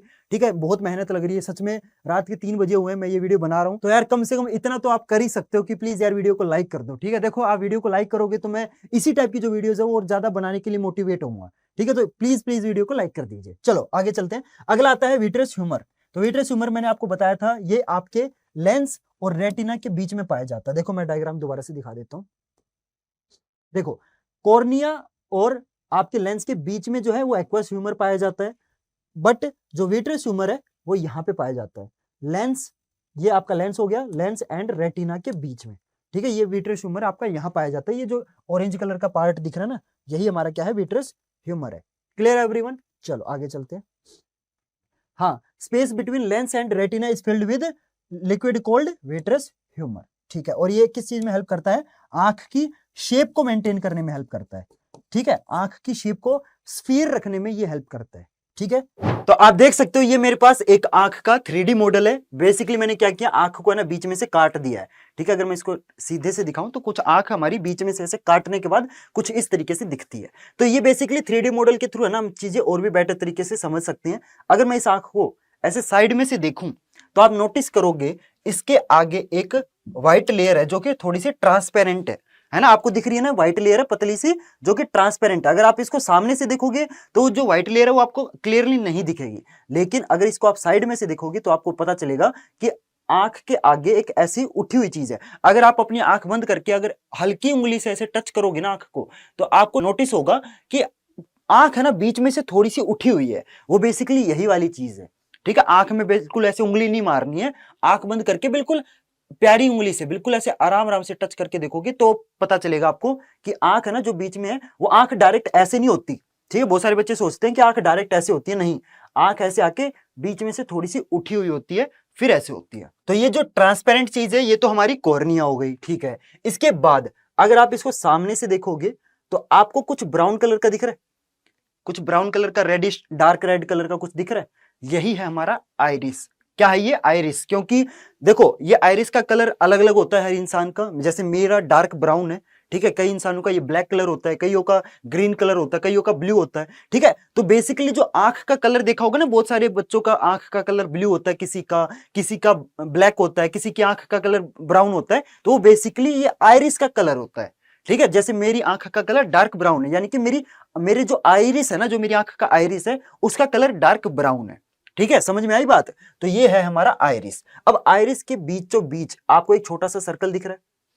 यहाँ पे तो देखो ट्रांसपेरेंट सर्कल है, लेकिन ये जो सर्कल है ये आपका ब्लैक कलर का होता है। अगर किसी की आंख आप देखोगे तो ये जो सर्कल है ये आपको बिल्कुल बीचों बीच ब्लैक कलर दिखेगा। ठीक है, ये ब्लैक कलर का जो सर्कल है इसे क्या बोलते हैं? प्यूपिल बोलते हैं। क्या बोलते हैं? प्यूपिल। और इसी प्यूपिल के अंदर से जो आपकी लाइट है वो एंटर करती है। अगर बहुत ज्यादा रोशनी में एकदम से आप चले जाओगे तो प्यूपिल के अंदर बहुत ज्यादा लाइट एंटर कर जाएगी, तो आपको ना एकदम से दिखेगा नहीं। आपने नोटिस भी किया होगा, अगर आप कहीं एक अंधेरे वाले कमरे में हो, ठीक है, और जैसे ही आपके अंधेरे वाले कमरे का एकदम से गेट खुलता है और आप कमरे से बाहर जाते हो तो आपके आगे ना एकदम से रोशनी बहुत ज्यादा हो जाती है, आपको दिखता नहीं है। 1-2 सेकंड लगता है आपकी आंख को बाहर की चीजें नोटिस करने में, और आपकी आंखों में ना एकदम से दर्द भी होता है। और अगर आप किसी रोशनी वाली जगह से एकदम अंधेरे वाली जगह में जाओगे तो भी आपको चीजें क्लियरली नहीं दिखेगी, आपको तब भी थोड़ा सा टाइम लगेगा चीजें एकदम से नोटिस करने में। क्यों होता है वो? क्योंकि देखो जब आप रोशनी में जाओगे तो प्यूपिल के अंदर बहुत ज्यादा लाइट एंटर कर जाएगी, तो आपके आइरिस को ना क्या करना पड़ता है, आइरिस है ना बड़ा हो जाता है, जिसकी वजह से अंदर वाला जो बीचों बीच वाला जो सर्कल है वो छोटा हो जाता है। लेकिन अगर आप अंधेरे में जाओगे तो आपको बहुत ज्यादा लाइट की जरूरत है, उस टाइम जो आपका प्यूपिल है ये बड़ा हो जाएगा और जो आइरिस है वो छोटा हो जाएगा, पतला हो जाएगा। समझ में आया? तो आइरिस का काम क्या है? प्यूपिल जो बीच का ये सर्कल है यानी कि प्यूपिल, इसको छोटा बड़ा करने का काम है। अंधेरे में प्यूपिल को बड़ा करना पड़ता है ताकि ज्यादा लाइट एंटर कर सके, और रोशनी के टाइम प्यूपिल को छोटा करना पड़ता है ताकि कम लाइट एंटर कर सके। क्योंकि अगर आपकी आंख के अंदर बहुत ज्यादा लाइट एंटर कर जाएगी तो आपकी आंख जो है ना अंदर से जल भी सकती है। क्योंकि आपने नोटिस भी किया होगा कि जो सनरेज है ना वो इतनी पावरफुल होती है कि वो एक कागज को जला सकती है। समझ में आई बात? क्यों? क्योंकि अगर आप एक कागज ले लो और धूप में आप एक लेंस लेके कागज को जलाने की कोशिश करोगे तो जल जाएगी, और आपकी आंख के अंदर तो वैसे भी लेंस होता है, तो अगर ज्यादा लाइट एंटर करेगी तो आपकी आंख अंदर से जल सकती है। इसीलिए प्यूपिल के सर्कल को छोटा करना पड़ता है। ठीक है, तो बीच का सर्कल प्यूपिल, ये साइड का ये जो रेड कलर की चीज है ये हमारा आइरिस है। ठीक है, क्लियर एवरीवन? अब मैं थोड़ा साइड से दिखाता हूं। अब अगर पता नहीं आपको दिख रहा है कि नहीं दिख रहा है, यहां पे ना अब बीचों बीच देखो, ये आपका लेंस है। क्या है गाइस? ये लेंस है। ठीक है, ये प्यूपिल के बाद आपका लेंस आता है, और लेंस के ऊपर देखो यहाँ पे और नीचे, यहाँ पे क्या है? आपकी सिलरी मसल्स है, यहाँ पे नीचे भी सिलरी मसल्स है। इनका काम क्या होता है? सिलरी मसल्स का लेंस को मोटा पतला करना। अगर आपको पास की चीज देखनी है तो सिलरी मसल्स क्या करेंगी? लेंस के ऊपर प्रेशर डालेंगी, जिससे जो लेंस है वो मोटा हो जाएगा और आप पास की चीज देख पाओगे। और अगर आपको कोई दूर की चीज देखनी है तो सिलरी मसल्स इस लेंस को पकड़ के ऐसे ऊपर की तरफ खींचेंगी, जिससे जो लेंस है वो पतला हो जाएगा, तो आप दूर की चीज देख पाओगे। पता नहीं आपने ये चीज नोटिस की है कि नहीं की है, लेकिन आप ये चीज ट्राई करके देखना। आप क्या करना, आप अपने हाथ को ना अपनी आंखों के आगे रखना। ठीक है, आप 5 सेकंड के लिए अपने हाथ को देखो, फिर एकदम से ना कोई ऐसी चीज देखो जो दूर रखी हुई है, तो आप नोटिस करोगे कि एकदम से जब आप पास की चीज से दूर की चीज देखोगे ना तो 1 सेकंड का गैप आएगा। ठीक है, आप एकदम से जो दूर वाली चीज है उसके ऊपर फोकस नहीं कर पाओगे। क्यों नहीं कर पाओगे? क्योंकि दूर की चीज देखने के लिए आपके लेंस को पतला होना पड़ेगा, और आप एकदम से दूर वाली चीज से फिर एकदम हाथ को देखोगे क्योंकि हाथ आपके पास में है। दूर रखी हुई चीज से एकदम से आप कोई पास वाली चीज देखोगे तो भी आपको 1 सेकंड का गैप लगेगा। एकदम से आप ऐसे चुटकी बजाती आप फोकस नहीं कर सकते। ठीक है, 1 सेकंड का गैप लगता है पास वाली चीज से दूर वाली चीज पे फोकस करने में। समझ में आई बात? ये क्यों होता है? 1 सेकंड का गैप क्यों लगता है? क्योंकि जब आप दूर वाली चीज देख रहे हो तो आपके लेंस को पतला होना पड़ेगा। ठीक है, तो सिलरी मसल्स को लेंस को पतला करने में थोड़ा सा टाइम लगता है। फिर एकदम से आप दूर रखी हुई चीज से एकदम से कोई पास वाली चीज देखोगे तो फिर से 1 सेकंड का गैप लगेगा। क्यों? क्योंकि जब आप पास की चीज देखोगे सिलरी मसल्स को एकदम से पतले से फिर लेंस को मोटा करना पड़ेगा। करीब 1 सेकंड के आसपास टाइम लगता है ये चीज करने में। ठीक है, तो जो सिलरी मसल्स इनका काम क्या होता है? लेंस को मोटा पतला करना। Clear everyone? समझ में आया? ठीक है, तो ये था हमारा आंख का 3D मॉडल। तो 3D मॉडल से ना क्या होता है, चीजें और भी बेटर तरीके से समझानी आसान हो जाती है, क्योंकि ये जो डायग्राम ना आंख का जो डायग्राम है वो आपकी बुक में भी दे रखा है, लेकिन वो 2D डायग्राम है। 2D डायग्राम में ना कई बार हमें चीजें ना सही से समझ नहीं आ पाती, इसीलिए मैं आपके लिए ना 3D मॉडल लेके आया हूं। तो प्लीज यार वीडियो को लाइक कर देना। देखो वीडियो को लाइक करोगे तो मेरे को मोटिवेशन मिलेगा, और मोटिवेशन मिलेगा तो मैं इसी तरीके के जो 3D मॉडल्स है ना वो आपके लिए और भी ज्यादा लाता रहूंगा। ठीक है, तो प्लीज यार वीडियो को लाइक कर देना। चलो आगे चलते हैं। इसके बाद आता है यार आपका फार पॉइंट ऑफ आई, यानी कि हमारी जो आंखें हैं वो कितनी दूर तक देख सकती हैं। तो हमारी आंखें जो है वो तारे, क्योंकि देखो जो सन है वो क्या है, सन भी तो एक स्टार है ना, राइट। तो हमारी आंखें जो है वो स्टार को देख सकती है। ठीक है, स्टार्स को देख सकती है हमारी आंखें। मतलब मैं आपको बताऊं तो हमारी जो आंखें हैं, जो हमारी गैलेक्सी है, कौन सी गैलेक्सी में रहते हैं हम मिल्की वे में रहते हैं ना, तो हमारी जो आंखें हैं वो मिल्की वे को भी देख सकती हैं, ठीक है। लेकिन कुछ स्पेसिफिक पॉइंट होते हैं, वहीं से आपकी गैलेक्सी दिखती है। ऐसा नहीं है कि आप छत पे जाके आसमान को देखोगे तो आपको गैलेक्सी दिखने लग जाएगी, ऐसा नहीं होता। बहुत एक ऐसा एरिया चूज किया जाता है, जैसे कि पहाड़ों का एरिया जो है ना वो बहुत बेस्ट होता है गैलेक्सी को देखने के लिए, क्योंकि पहाड़ों पे एक तो पोल्यूशन कम होता है, जिसकी वजह से हमारा जो स्काई है वो कैसा होता है, थोड़ा सा साफ होता है, साफ सुथरा होता है, जिससे हमारी जो विजन है उसमें दिक्कत नहीं आती, ठीक है। तो वहां से अगर आप देखोगे तो आप अपनी आंखों से मिल्की वे भी देख सकते हो। तो ये माना जाता है कि जो मिल्की वे है वो बहुत दूर है, मतलब करोड़ों अरबों खरबों किलोमीटर दूर है। तो जब हमारी आंखें इतनी दूर देख सकती है ना, तो हम ये बोल सकते हैं कि जो हमारी आंखें हैं कहीं ना कहीं वो इन्फिनिटी तक देख सकती है, ठीक है। तो हमारी आंख का जो फार पॉइंट है वो क्या हो जाएगा, इन्फिनिटी। फार पॉइंट का मतलब ये होता है कि हमारी आंखें कितनी दूर तक देख सकती हैं। मैक्सिमम लेंथ क्या है, मैक्सिमम डिस्टेंस क्या है, तो वो इन्फिनिटी है, ठीक है, क्योंकि कोई लिमिट नहीं है जहां तक हमारी आंखें देख सकती है, ठीक है, समझ में आई। तो ये एक मैक्सिमम डिस्टेंस है जहां तक हमारी आंखें क्लियरली देख सकती हैं, इसे ही हम क्या बोलते हैं, फार पॉइंट बोलते हैं। और एक नॉर्मल आंख के लिए जो फार पॉइंट है वो इन्फिनिटी होता है, ठीक है, समझ में आई बात। ये डायग्राम आप देखना चाहो तो देख सकते हो। जैसे यहाँ पे मान लो मैं कोई स्टार बना देता हूँ, आपको दिख रहा है कि नहीं दिख रहा, अरे यार नहीं दिख रहा, कोई बात नहीं, दूसरे कलर से बना देते हैं। तो स्टार चलो ब्लू कलर से बना देते हैं, ठीक है। अरे यार बना भी नहीं, हाँ यहाँ पे बन गया, ठीक है।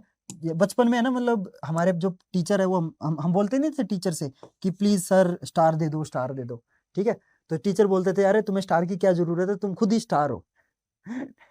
तो ये जो स्टार है ये कहीं ना कहीं बहुत अरबों खरबों किलोमीटर दूर है, लेकिन हम बोल सकते हैं कि ये इन्फिनिटी पे है, ठीक है। तो हमारी जो आंख है वो देखो इन्फिनिटी पे देख पा रही है, और लेंस के थ्रू जो इमेज है वो रेटिना के ऊपर बन रही है, ठीक है, क्योंकि देखो दोनों लाइनें आपके रेटिना पे जाके मिल रही है, इसीलिए हम बोल सकते हैं कि भाई जो इमेज है वो आपकी रेटिना पे बन रही है। क्लियर एवरीवन, समझ में आया। So the far point of I is infinity.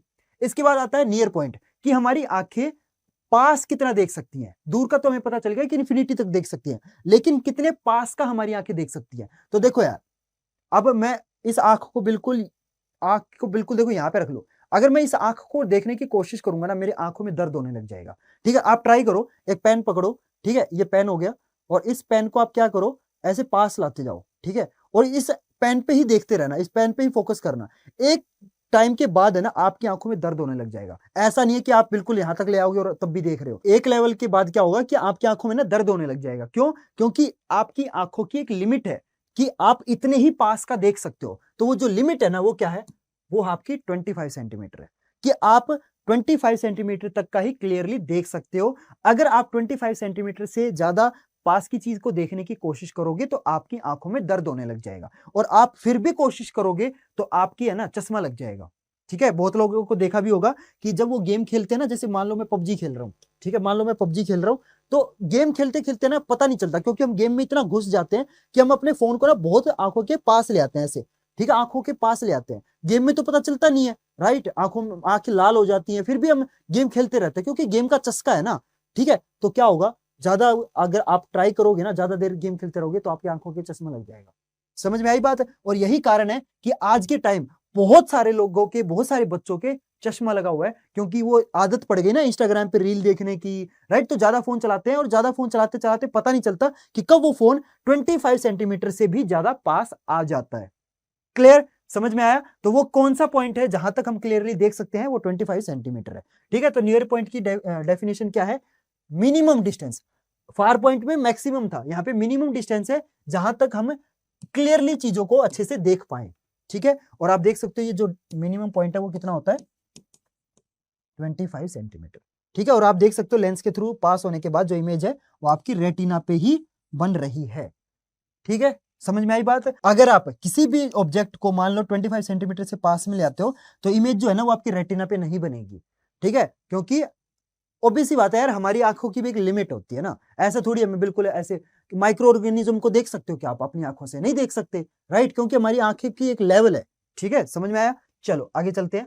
तो बेसिकली हमारी जो आंखें हैं वो 25 सेंटीमीटर से लेके इन्फिनिटी तक देख सकती है, ठीक है, क्लियर। चलो आगे चलते हैं। यहाँ पे क्या था, ठीक है, ये बेसिक चीजें थी और कुछ नहीं था।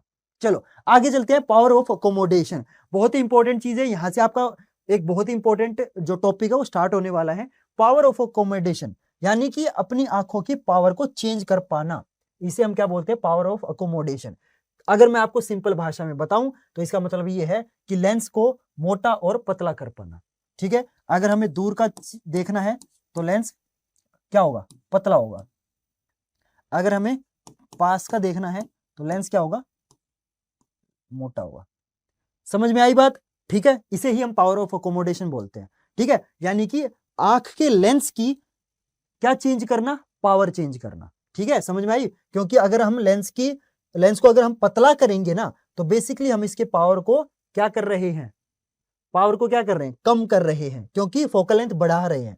ठीक है, फोकल लेंथ इंक्रीज होगी और जब फोकल लेंथ इंक्रीज होती है तो पावर डिक्रीज होती है, क्योंकि मैंने आपको बताया था ना पिछले चैप्टर में लाइट रिफ्लेक्शन एंड रिफ्रैक्शन वाले में कि पावर का फॉर्मूला क्या होता है, 1/f। इनडायरेक्टली प्रोपोर्शनल भी बोल सकते हो कि एक चीज बढ़ेगी तो दूसरी घटेगी। तो जब मैं लेंस को पतला करता हूं ना, जो फोकल लेंथ है उसको क्या कर रहा हूं, बढ़ा रहा हूं और पावर को घटा रहा हूं। तो जब मुझे दूर देखना होता है तो कम पावर चाहिए होती है। ठीक है, लेकिन अगर मेरे को पास का देखना है तो मैं क्या करूंगा, फोकल लेंथ को घटाऊंगा लेकिन पावर को बढ़ाऊंगा। समझ में आई बात? Clear everyone? इसे ही हम क्या बोलते हैं, पावर ऑफ अकोमोडेशन बोलते हैं। आप देख सकते हो यहाँ पे क्या लिखा हुआ है, मैं डेफिनेशन बता देता हूं। The process by which certain muscles, हाँ ये मोटा पतला करने में कौन हेल्प करती है, सिलरी मसल्स हेल्प करती हैं। ये हेल्प करती हैं आंख के लेंस की फोकल लेंथ चेंज करने में। ठीक है, दूर का देखना है तो फोकल लेंथ बढ़ानी पड़ेगी, पास का देखना है तो फोकल लेंथ घटानी पड़ेगी। दूर का देखना है तो पावर कम होगी, पास का देखना है तो पावर बढ़ेगी। ठीक है, दोनों अपोजिट है, थोड़ा सा इस चीज को ध्यान रखना। दूर का देखना है तो फोकल लेंथ बढ़ेगी, ठीक है, पास का देखना है तो फोकल लेंथ घटेगी। ठीक है, बाकी तो पावर को आपको याद करने की जरूरत नहीं है, क्योंकि जो फोकल लेंथ होती है उसका अपोजिट पावर होती है। ठीक है, क्लियर एवरीवन? ठीक है, समझ में आया? चलो आगे चलते हैं। इसके बाद यार अगला पॉइंट आता है, if the object is consideration at the distance from the image from the retina the focal length has to be large। अरे वही बेसिक चीज है कि अगर डिस्टेंस, ऑब्जेक्ट का जो डिस्टेंस है वो बहुत ज्यादा है ना, ठीक है, तो फोकल लेंथ को क्या करना पड़ेगा। अभी मैंने देखो बताया था, जब दूर का देखना होता है तो क्या करना होता है, फोकल लेंथ को भी इंक्रीज करना होता है। ठीक है, तो वही चीज लिखी हुई है। ठीक है, फोकल लेंथ इंक्रीज होगी तो जो इमेज है वो आपकी रेटिना पे क्लियरली बन पाएगी। ठीक है, इसके बाद पास का देखना है तो जो लेंस है उसको मोटा होना पड़ेगा, थिकनिंग होना पड़ेगा और जो फोकल लेंथ है वो कम करनी पड़ेगी। ये चीजें मैं आपको समझा चुका हूं, बस ये इंग्लिश में लिखी हुई है। ठीक है, क्लियर? समझ में आया? ठीक है, चलो आगे चलते हैं। केस वन, हाँ केस वन ले लेते हैं। तो केस वन लेते हैं, तो केस वन बेसिकली क्या है कि इस बार हमें जो ऑब्जेक्ट है वो दूर रखा हुआ है। ठीक है, तो ऑब्जेक्ट जब दूर रखा होता है तो लेंस को क्या होना पड़ता है, पतला होना पड़ता है। ठीक है, और जो सिलरी मसल्स है जो कि ऊपर और नीचे होती है लेंस के, तो सिलरी मसल्स क्या करेंगी, इसको खींचेंगी। ठीक है, समझ में आई बात? तभी तो लेंस पतला होगा ना, क्योंकि इस बार हम दूर की चीज देख रहे हैं। ठीक है, यहाँ पे देखो लिखा भी हुआ है टू सी फार ऑब्जेक्ट्स, तो दूर की चीज देखने के लिए जो लेंस है वो पतला होगा, यानी कि जो सिलरी मसल्स है वो रिलैक्स हो जाएंगी, क्योंकि लेंस अपने आप पतला हो जाता है। ठीक है, तो सिलरी मसल इस टाइम रिलैक्स होंगी, जो लेंस है वो पतला होगा, जो फोकल लेंथ है वो इंक्रीज होगी, क्योंकि मैंने बताया था जब दूर का देखना होता है तो फोकल लेंथ इंक्रीज होती है, पावर डिक्रीज होती है। अब सेकंड केस आता है कि इस बार हमें पास का देखना है, तो जब हमें पास का देखना होता है तो जो लेंस है वो आपका मोटा होगा। ठीक है, लेंस मोटा होगा, तो मोटा करने के लिए, लेंस को मोटा करने के लिए क्या करना पड़ता है, जो सिलरी मसल्स है ना ऊपर नीचे होती हैं, ये सिलरी मसल्स इसको प्रेशर डालेंगी ताकि ये ऐसे दबाएंगे इसको, ताकि ये बीच में से मोटा हो सके। ठीक है, यानी कि सिलरी मसल्स कॉन्ट्रैक्ट होंगी, लेंस थिक हो जाएगा यानी कि मोटा हो जाएगा, फोकल लेंथ डिक्रीज हो जाएगी, फोकल लेंथ डिक्रीज होगी, क्योंकि इस बार हम पास की चीज देख रहे हैं। Clear everyone? समझ में आया कि नहीं आया, जल्दी बताओ। ठीक है, बस वही कंसेप्ट है। चलो आगे चलते हैं। हाउ आवर आईज फोकस, देखो यहाँ पे ना मैं आपको मसल्स के बारे में बताता हूँ कि जो मसल है वो किस टाइम किस तरीके से बिहेव करती है। तो यहाँ पे देखो मैंने नियर ऑब्जेक्ट लिया है, तो नियर ऑब्जेक्ट के लिए जो आपका जो लेंस है ऑब्वियस सी बात है वो थिक हो जाएगा, मोटा हो जाएगा। तो मोटा कब होगा, जब आपकी जो मसल्स हैं वो ऊपर नीचे से प्रेशर डालेंगी, यानी कि जो मसल्स हैं वो आपकी कॉन्ट्रैक्ट करेंगे। ठीक है, तो जब कभी भी आपको पास की चीज देखनी है तो मसल्स क्या हो जाएंगी, कॉन्ट्रैक्ट हो जाएंगी। एंड वहीं पे अगर आपको कोई दूर की चीज देखनी है तो जो मसल्स है वो आपकी रिलैक्स हो जाएंगी, क्योंकि जो आपका लेंस है उसे पतला होना है। Clear everyone? समझ में आया? तो आपको ना सिचुएशन दोनों की पता होनी चाहिए कि लेंस किस तरीके से बिहेव करेगा एंड साथ में जो आपकी मसल्स है वो किस तरीके से बिहेव करेगी। ठीक है, ये दोनों चीजें आपको पता होनी चाहिए। चलो अब है ना कुछ डिफेक्ट्स के बारे में जान लेते हैं कि भाई जो हमारी आंखें हैं, ये तो हमने देखो पढ़ ली कि आंखें किस तरीके से वर्क करती है, वो तो हमने देख लिया। लेकिन अब देखो, ये तो जो चीजें मैंने आपको बताई थी वो एक नॉर्मल आई की थी, ठीक है। लेकिन अगर आप आई के ऊपर, अपनी आंखों के ऊपर बहुत ज्यादा प्रेशर डालोगे ना, तो आपकी आंखों के अंदर कई तरीके की बीमारियां लग जाती हैं, जिसमें से आपकी 2 बीमारियां जो है वो आपके सिलेबस के अंदर है। पहली है आपकी मायोपिया, जो कि मेरे को खुद है, ठीक है। एंड दूसरी आती है आपकी हाइपरमेट्रोपिया। तो मायोपिया का मतलब क्या होता है, कुछ ऐसे लोग होते हैं जिनको ना दूर का दिखना, मतलब दिखता तो है दूर का, लेकिन थोड़ा सा ब्लरी दिखने लग जाता है, ठीक है। जैसे देखो ये पेड़ वगैरह दिख रहे हैं आपको, ठीक है, क्लियर नहीं दिख रहे ना ये पेड़ वगैरह, लेकिन आप इस चश्मे में देखो, ये पेड़ इसको क्लियर दिख रहे हैं, चश्मे के थ्रू अगर आप देखोगे तो पेड़ क्लियर दिख रहे हैं। तो यही चीज है, जिन लोगों को दूर का दिखना बंद हो जाता है ना, या दूर का दिखना थोड़ा सा, आंखें उनकी कमजोर हो जाती है, दूर का मतलब सही से नहीं दिखता, उनको बोलते हैं, उनके कौन सी बीमारी हो गई है, मायोपिया हो गया है। लेकिन कुछ लोग ऐसे होते हैं जिनको पास का नहीं दिखता, राइट। आपने देखा भी होगा बहुत सारे लोग जो है वो फोन को ऐसे ऐसे दूर करके ऐसे पढ़ने की कोशिश करते हैं कि फोन में क्या लिखा हुआ है, राइट। उनको पास का नहीं दिखता, वो फोन को पास से नहीं देख पाते, ठीक है। वो कौन सी बीमारी है, वो होती है आपकी हाइपरमेट्रोपिया। Clear everyone. बुढ़ापे में ज्यादातर लोगों को हाइपरमेट्रोपिया होता है, क्योंकि बूढ़े लोगों को पास का दिखना कमजोर हो जाता है।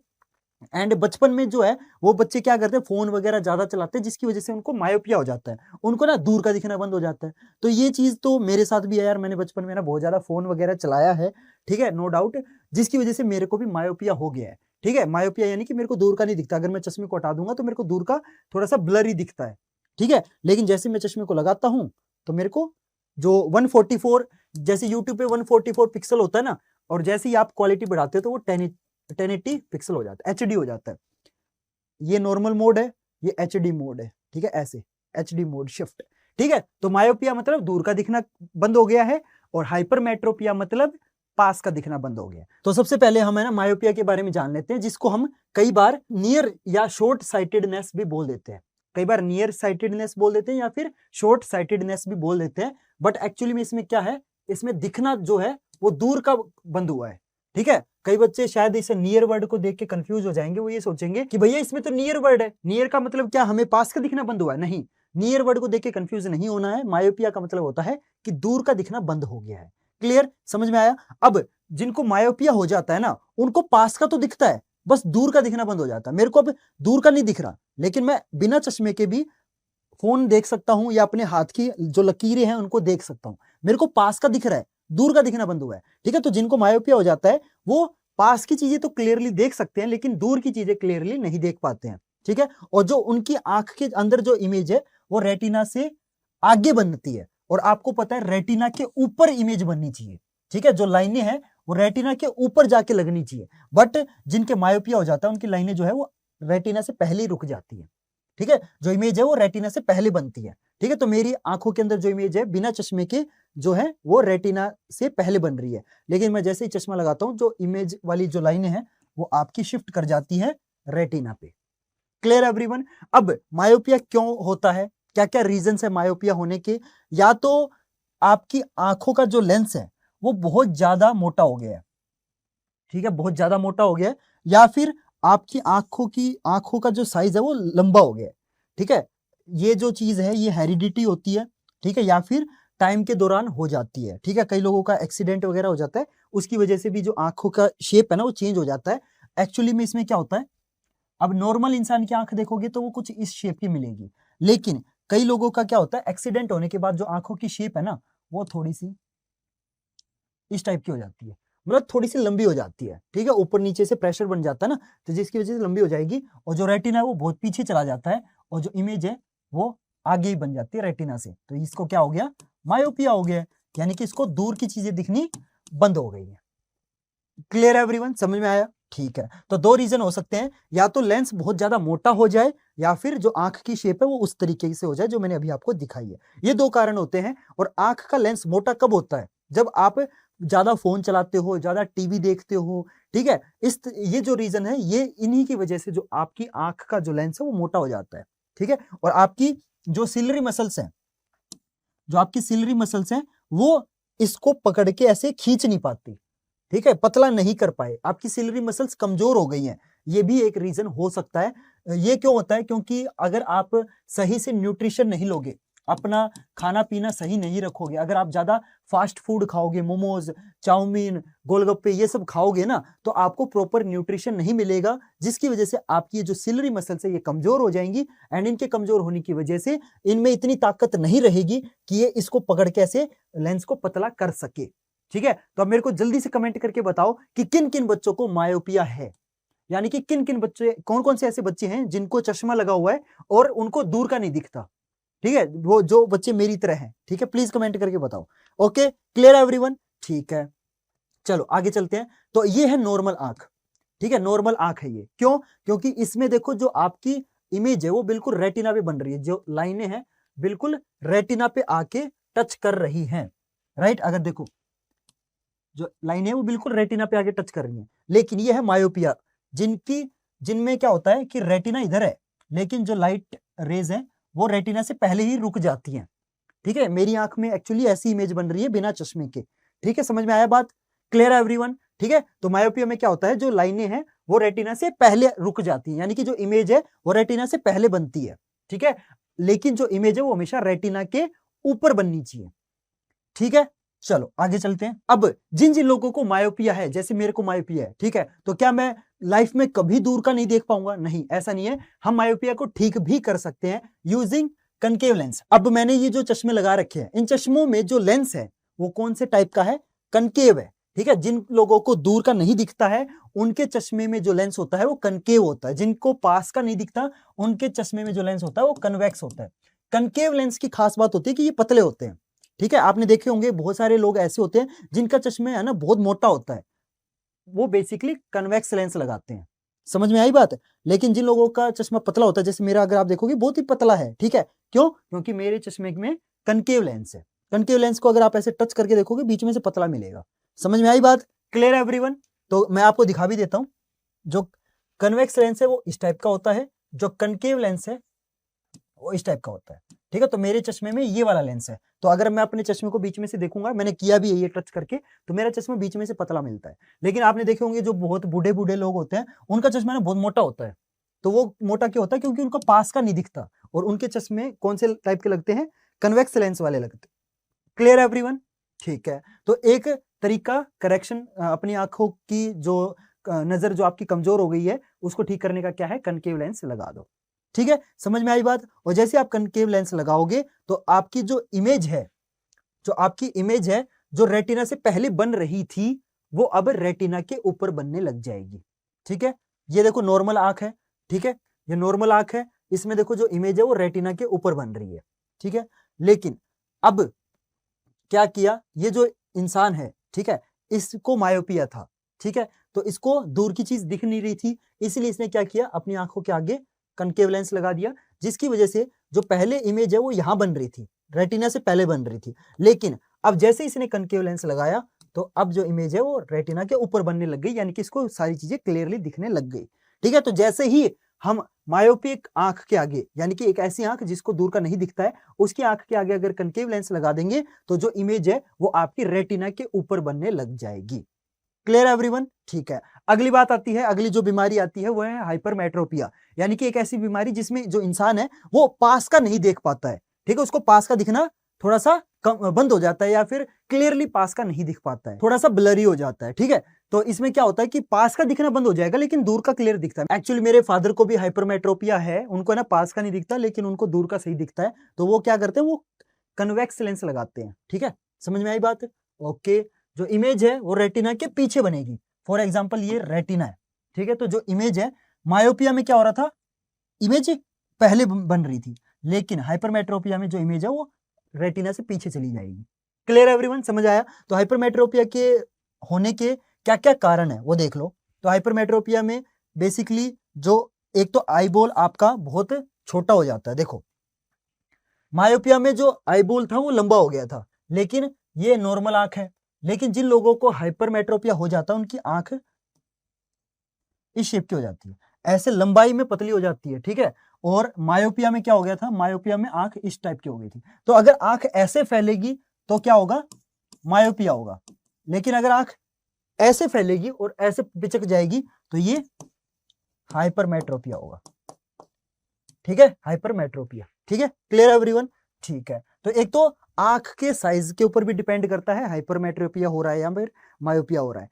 एक और रीजन है कि जो आंख का लेंस है वो बहुत ही पतला हो गया है, ठीक है। मायोपिया में आंख का लेंस मोटा हो गया था, ठीक है, लेकिन हाइपरमेट्रोपिया में आंख का जो लेंस है वो पतला हो गया है, और जो सिलरी मसल्स हैं और जो ऊपर और नीचे सिलरी मसल्स हैं उनमें इतनी ताकत नहीं बची है कि वो प्रेशर डाल के इस आंख के लेंस को मोटा बना सके, ठीक है। ये भी एक रीजन है। क्लियर एवरीवन, समझ में आया? और इसको हम क्या बोलते हैं? फार साइटेडनेस बोलते हैं। और बहुत सारे बच्चे शायद फार को मतलब फार साइटेडनेस भी बोलते हैं और लॉन्ग साइटेडनेस भी बोलते हैं, ठीक है, लॉन्ग साइटेडनेस भी बोलते हैं। बहुत सारे बच्चे ना फार या लॉन्ग वर्ड देख के कंफ्यूज हो जाएंगे, लेकिन कंफ्यूज नहीं होना है। हाइपरमेट्रोपिया में एक्चुअली में पास का दिखना बंद होता है, ना कि दूर का, ठीक है। चलो आगे चलते हैं। हाँ ये देखो, हाँ ये एक नॉर्मल आंख है, ठीक है, नॉर्मल आंख है। आप देख सकते हो इसमें जो लाइनें हैं, जो लाइट रेज है वो आपकी रेटिना के ऊपर जाके टच कर रही हैं, ठीक है, रेटिना के ऊपर जाके टच कर रही है। ये रेटिना है और रेटिना के ऊपर जाके टच कर रही है क्योंकि ये नॉर्मल आंख है। लेकिन जिन लोगों को हाइपरमेट्रोपिया हो जाता है, ठीक है, उनका क्या होता है, उनका जो लाइट रेज है वो मैंने आपको बताया था रेटिना से भी पीछे चली जाती है, ठीक है, समझ में आया? ठीक है, चलो आगे चलते हैं। तो अब मैं आपको ना 3D मॉडल के थ्रू दिखाता हूं कि भाई एक प्रिज्म के अंदर से जब आपकी व्हाइट लाइट पास होती है तो जो आपका डिस्पर्जन है वो एक्चुअली में होता कैसे है। तो देखो ये हमारा एक 3D मॉडल है प्रिज्म का, आप देख सकते हो जो प्रिज्म है वो आपका कुछ इस तरीके से दिखता है, ठीक है। इसमें देखो ट्रायंगुलर शेप होती है और इसका जो बेस होता है ना वो आप देख सकते हो वो आपका स्क्वायर की शेप में होता है, ठीक है। तो टोटल 4 फेस होते हैं। ऊपर के जो फेस है वो सारे के सारे ट्रायंगल है, ये भी देखो ट्रायंगल है, ठीक है, ये वाला भी देखो ट्रायंगल है, बस नीचे वाला जो फेस है ये आपका स्क्वायर होता है। क्लियर? तो ये होता है हमारा क्या, प्रिज्म, ठीक है। प्रिज्म कुछ इस तरीके का दिखता है और जो प्रिज्म है वो आपका कांच से बनता है, ग्लास से बनता है, ठीक है। तो आप देख सकते हो यहां से हमने क्या किया, एक व्हाइट लाइट को पास किया और जैसे ही व्हाइट लाइट आपके इस प्रिज्म के अंदर एंटर करेगी तो क्या होगा, आपकी जो व्हाइट लाइट है ना वो आपके अलग अलग कलर्स में डिवाइड होना स्टार्ट हो जाएगी। क्यों? क्योंकि अंदर क्या हो रहा है, डिस्पर्जन हो रहा है, ठीक, क्या हो रहा है, डिस्पर्जन। डिस्पर्जन का मतलब क्या होता है कि एक व्हाइट लाइट जब 7 कलर्स में टूटती है उसे डिस्पर्जन बोलते हैं, ठीक है। तो रिफ्रैक्शन की वजह से, ठीक है, रिफ्रैक्शन की वजह से, क्योंकि जो व्हाइट लाइट है वो रिफ्लेक्ट नहीं कर रही है, वो रिफ्रैक्ट कर रही है क्योंकि वो इसके अंदर एंटर कर रही है। क्लियर एवरीवन, समझ में आया? और आपकी व्हाइट लाइट डिस्पर्स क्यों होती है? क्योंकि मैंने आपको बताया था जो रोल है वो वेवलेंथ का है। क्योंकि आप देख सकते हो जो रेड कलर है वो हमेशा सबसे ऊपर आता है और जो वॉयलेट कलर है वो सबसे नीचे आता है, क्योंकि वॉयलेट कलर की जो वेवलेंथ है वो सबसे छोटी है, इसीलिए जो वॉयलेट कलर है वो सबसे ज्यादा डिस्पर्स होगा, यानी कि सबसे ज्यादा वो मुड़ेगा, ठीक है। जो रेड कलर है उसकी वेवलेंथ सबसे ज्यादा है, इसीलिए जो रेड कलर है वो सबसे कम बेंड होगा, ठीक है। इसीलिए रेड कलर सबसे ऊपर रहता है और जो वॉयलेट कलर है वो ज्यादा बेंड होने की वजह से वो नीचे आ जाता है और रेड कलर ज्यादा बेंड नहीं हो पाता है इसलिए वो ऊपर रहता है, ठीक है। तो देख सकते हो आप, कुछ आपको दिख रहा है ना, इस तरीके से आपकी चीजें जो है वो प्रिज्म के अंदर होती है। Clear everyone? तो एक 3D मॉडल के थ्रू आपको क्या चीजें और भी बेटर तरीके से समझ आती है, ठीक है। तो समझ आया कि जब आपकी व्हाइट लाइट एक प्रिज्म में से पास होती है तो आपका जो 7 कलर्स के जो बैंड बनते हैं वो कुछ इस तरीके से बनते हैं और इनको याद करने का तरीका क्या है, विबग्योर। वी से वॉयलेट, आई से इंडिगो, बी से ब्लू, जी से ग्रीन, वाई से येलो, ओ से ऑरेंज और आर से रेड, ठीक है। तो आप देख सकते हो और जो विबग्योर है वो हमेशा नीचे से ऊपर की तरफ जाता है। बहुत सारे बच्चे ये गलती करते हैं पेपर के अंदर, वो क्या करेंगे, वॉयलेट कलर को ऊपर बना देंगे, नहीं, वॉयलेट कलर नीचे आएगा। बहुत सारे बच्चे ना विबग्योर सीधा लिख देंगे, गलत है। विबग्योर आपका उल्टा लिखा जाएगा, नीचे से ऊपर की तरफ जाएंगे, वी नीचे आएगा, ठीक है, आर सबसे ऊपर आएगा। Clear everyone? तो मेरे ख्याल से अब आपको समझ आ गया होगा कि भाई जो प्रिज्म है इसके अंदर से जब आपकी व्हाइट लाइट पास होती है तो आखिर होता क्या है। हाँ ये नॉर्मल आंख है, ओके, ये हाइपरमेट्रोपिया है क्योंकि इनका जो लाइट रेज है वो रेटिना से पीछे जाके बन रही है, ठीक है। अब हाइपरमेट्रोपिया जिन लोगों को हो जाता है, जैसे मेरे फादर को हाइपरमेट्रोपिया है, ठीक है, जिन लोगों को हाइपरमेट्रोपिया हो जाता है वो अपनी आंखों को कैसे ठीक कर सकते हैं। एक तो यार मेरे को कमेंट करके बताना कि आपके आसपास कोई ऐसा इंसान है जिसको हाइपरमेट्रोपिया हो, या फिर आपको है तो आप भी मेरे को कमेंट करके बता सकते हो। हमें पता तो चले यार कितने लोगों को मायोपिया है, कितने लोगों को हाइपरमेट्रोपिया है और कितने लोग ऐसे हैं जिनको कुछ नहीं है। बाकी यार आज के टाइम है ना 3 में से 2 लोगों को चश्मा लगा हुआ है, ठीक है, क्योंकि यार आज के टाइम है ना इंटरनेट की सबको आदत लग गई है और सब है ना फोन चलाते ही रहते हैं, जिसकी वजह से ना लोगों को चश्मा लगना, पहले क्या होता था, चश्मा लगना ना ऐसे होता था कि यार हाय इसके चश्मा लग गया। आज के टाइम चश्मा लगना फैशन बन गया है, बताओ, मतलब समझ रहे हो तो मेरी बात, मतलब यार आज के टाइम मतलब मोस्टली 60 to 70% लोगों को चश्मा लगा हुआ है, इतना लोग फोन यूज कर रहे हैं आज के टाइम। चलो, अब जिन लोगों को हाइपरमेट्रोपिया हो जाता है तो उनको क्या करना पड़ता है, उनको ना अपनी आंखों के आगे कन्वेक्स लेंस वाले जो चश्मे हैं वो पहनने पड़ते हैं। ठीक है, तो अगर कन्वेक्स लेंस वाले चश्मे पहनेंगे तो क्या हो जाएगा, उनकी जो आंख है वो बिल्कुल ठीक हो जाएगी और उनको पास का भी दिखना सही ठीक हो जाएगा। Clear everyone? तो ये है नॉर्मल आंख, ठीक है, जिसमें क्या हो रहा है कि जो लाइट रेज है वो आपकी रेटिना के ऊपर जाके मिल रही है। ठीक है, लेकिन जिन लोगों को हाइपरमेट्रोपिया है वो क्या करेंगे, वो अपनी आंख के आगे कन्वेक्स लेंस लगा लेंगे। ठीक है, कन्वेक्स लेंस अगर नहीं लगाते तो क्या होता, जो लाइट रेज है वो पीछे जाके मिलती, रेटिना से पीछे जाती। लेकिन जैसे इसने कन्वेक्स लेंस लगाया, जो लाइट रेज है वो आपके रेटिना के ऊपर जाके बनने लग जाएगी, जिसकी वजह से इसको पास का भी दिखना क्लियर हो जाएगा। क्लियर, समझ में आया? ठीक है, चलो, advantage of eyes in front of face. हाँ देखो यार, भगवान ने हमें जो आंखें दी है वो सामने की तरफ दी है। ठीक है, बहुत सारे जानवर हैं, जैसे उल्लू है, ठीक है, उल्लू, ठीक है, जो कि रात को जागता है और दिन में सोता है, जैसे कि मैं हूं, मैं रात को जागता हूं, मैं रात को वीडियो बना रहा हूं। ठीक है, रात को जागता हूं, दिन में सोता हूं, मैं भी उल्लू ही हूं कहीं ना कहीं। ठीक है, तो जो उल्लू है उसमें अगर आप देखोगे, उल्लू की जो आंखें है ना वो शिफ्ट नहीं होती है। मैं जैसे अभी सामने देख रहा हूं, लेकिन मैं अपनी आंखों को रोटेट कर सकता हूं, लेफ्ट राइट रोटेट कर सकता हूं विदाउट फेस मूव किए, है ना। ऐसा उल्लू नहीं कर पाता है, तो मैं उल्लू नहीं हूं। फिर कुछ हरकतें मेरी उल्लू वाली है, कुछ हरकतें मेरी उल्लू वाली नहीं है। तो उल्लू में क्या होता है, वो अपनी गर्दन मोड़ता है। ठीक है, अब आप देखोगे इंसानों की जो आंखें है वो बिल्कुल सामने की तरफ होती हैं, लेकिन वहीं पे गाय भैंस की देख लो साइड में होती हैं, हाथी की देख लो साइड में होती हैं। ठीक है, तो हमारी आंखें जो है वो सामने है। तो सामने आंखें होने का क्या क्या फायदा है? एक तो फायदा ये है कि हमें वाइडर फील्ड ऑफ व्यू मिलता है, यानी कि हम बाकी जानवरों के कंपेयर में ज्यादा देख पाते हैं। ठीक है, ज्यादा देख पाते हैं, और हमें 3D व्यू मिलता है। ठीक है, हमें 3D व्यू मिलता है, ऐसा नहीं है 2D व्यू नहीं मिलता, हमें 2 डायमेंशनल व्यू नहीं मिलता, हमें 3 डायमेंशनल व्यू मिलता है, क्योंकि हम एक टाइम पे अपनी दोनों आंखों से देखते हैं। अगर मैं अपनी आंख के आगे से हाथ लगा लूंगा तो मेरे को पूरी दुनिया जो है वो 2D दिखेगी। ठीक है, लेकिन मैं जैसे अपनी आंख के आगे से हाथ हटाऊंगा, दोनों आंखें से जब मैं देखूंगा तो मेरे को पूरी जो दुनिया है वो 3D दिखेगी। आप भी ये चीज ट्राई करके देख सकते हो। अगर आप एक आंख से देखोगे तो पूरी दुनिया आपके लिए 2D हो जाएगी। ठीक है, चाहे कोई से भी आंख पे हाथ रखो 2D हो जाएगी, लेकिन जैसे ही आप हाथ हटाते हो तो जो सामने रखी हुई चीज है वो 3D बन जाती है। Clear everyone? चलो आगे चलते हैं। हाँ, अब यार देखो, आपके चैप्टर का नाम क्या था? Human I and the colourful world. तो ह्यूमन आई वाला जो टॉपिक है वो हम पढ़ चुके हैं। अब हम बाकी का बचा हुआ आधा चैप्टर पढ़ेंगे, जो कि है कलरफुल वर्ल्ड, यानी कि हमारी प्यारी प्यारी कलरफुल दुनिया, रंगीन दुनिया।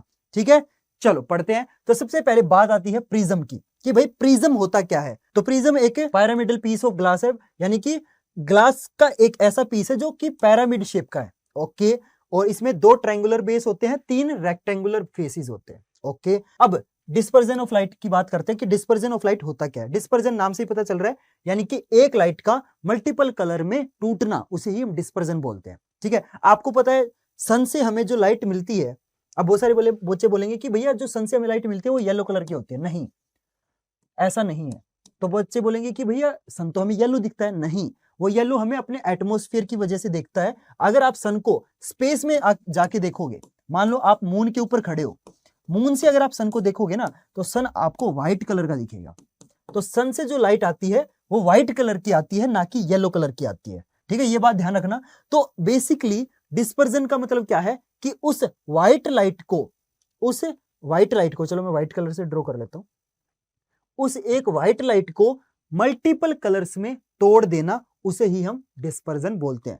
ठीक है, जब ये व्हाइट लाइट आपके प्रिज्म के अंदर से पास होती है तो ये जो व्हाइट लाइट है ये मल्टीपल कलर्स में टूट जाती है। ठीक है, और वो कलर कितने होते हैं? वो आपके 7 कलर होते हैं। ठीक है, मैंने एक ही कलर ड्रॉ कर दिया, मैं दिखा देता हूं 7 कलर कौन कौन से होते हैं। इस टाइप से होते हैं, समझ में आई बात? और जो रेड कलर है वो सबसे ऊपर आएगा, और जो वॉयलेट कलर है वो सबसे नीचे आएगा, क्योंकि आपने मेरे ख्याल से 8th क्लास में ये चीज पढ़ी भी होगी, विबग्योर। ठीक है, तो विबग्योर आपका उल्टा चलता है। ठीक है, वी सबसे नीचे, आर सबसे ऊपर, विबग्योर। ठीक है, violet, indigo, blue, green, yellow, orange, red. ठीक है, इस तरीके से होता है। तो प्रिज्म का काम क्या है? प्रिज्म बेसिकली व्हाइट लाइट को इन 7 कलर्स में तोड़ देता है, और जब ये 7 कलर्स वापस मिलेंगे तो वो चीज मिलके वापस व्हाइट लाइट बन जाती है। कोई डाउट यहां तक? और इसी फिनोमिना को क्या बोलते हैं? डिस्पर्जन ऑफ लाइट, यानी कि व्हाइट लाइट को प्रिज्म का यूज करके या किसी भी चीज का यूज करके 7 कलर्स में तोड़ देना, उसे हम डिस्पर्जन ऑफ लाइट बोलते हैं। ठीक है, चलो आगे चलते हैं। हाँ, अगला आता है total internal reflection. Total internal reflection बहुत इंपॉर्टेंट है, ध्यान से समझना। When light travels from denser medium to rarer medium with angle of incidence greater than critical angle. देखो मैं सिंपल भाषा में समझाता हूं, डेफिनेशन से कंफ्यूज हो जाओगे। आपको मैंने लाइट रिफ्लेक्शन एंड रिफ्रैक्शन वाले चैप्टर में एक चीज बताई थी, रिफ्रैक्शन हमने पढ़ा था उस चैप्टर में, राइट? तो जैसे मान लो ये चीज है, ऊपर रेयर मीडियम है, ठीक है, नीचे डेंसर मीडियम है, ठीक है। तो लाइट जब आपकी डेंसर से रेयर में जाएगी तो लाइट इधर मुड़ेगी, बिल्कुल मुड़ेगी, क्योंकि नॉर्मल से दूर भागती है ना लाइट, ठीक है। जब डेंसर से रेयर में जाएगी तो लाइट आपकी नॉर्मल से दूर भागेगी, ठीक है।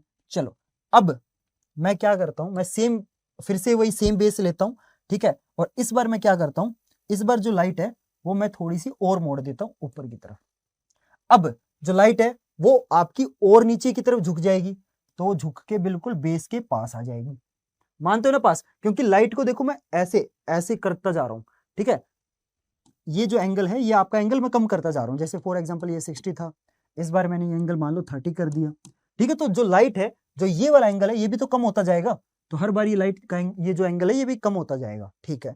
अब मैं क्या करता हूं, सेम बेस लेता हूं, सेम बेस लेता हूं, और इस बार जो एंगल है उसको मान लो 10 डिग्री कर देता हूं, ठीक है। इस बार जो एंगल है वो 10 डिग्री कर देता हूं, तो क्या होगा, ये जो लाइट है ये आपकी बेस के पैरेलल हो जाएगी, और यहाँ पे जो एंगल आएगा वो 0 बनेगा, ठीक है। इन दोनों लाइन के बीच में जो एंगल बनेगा वो 0 डिग्री बनेगा। क्लियर एवरीवन, समझ आया?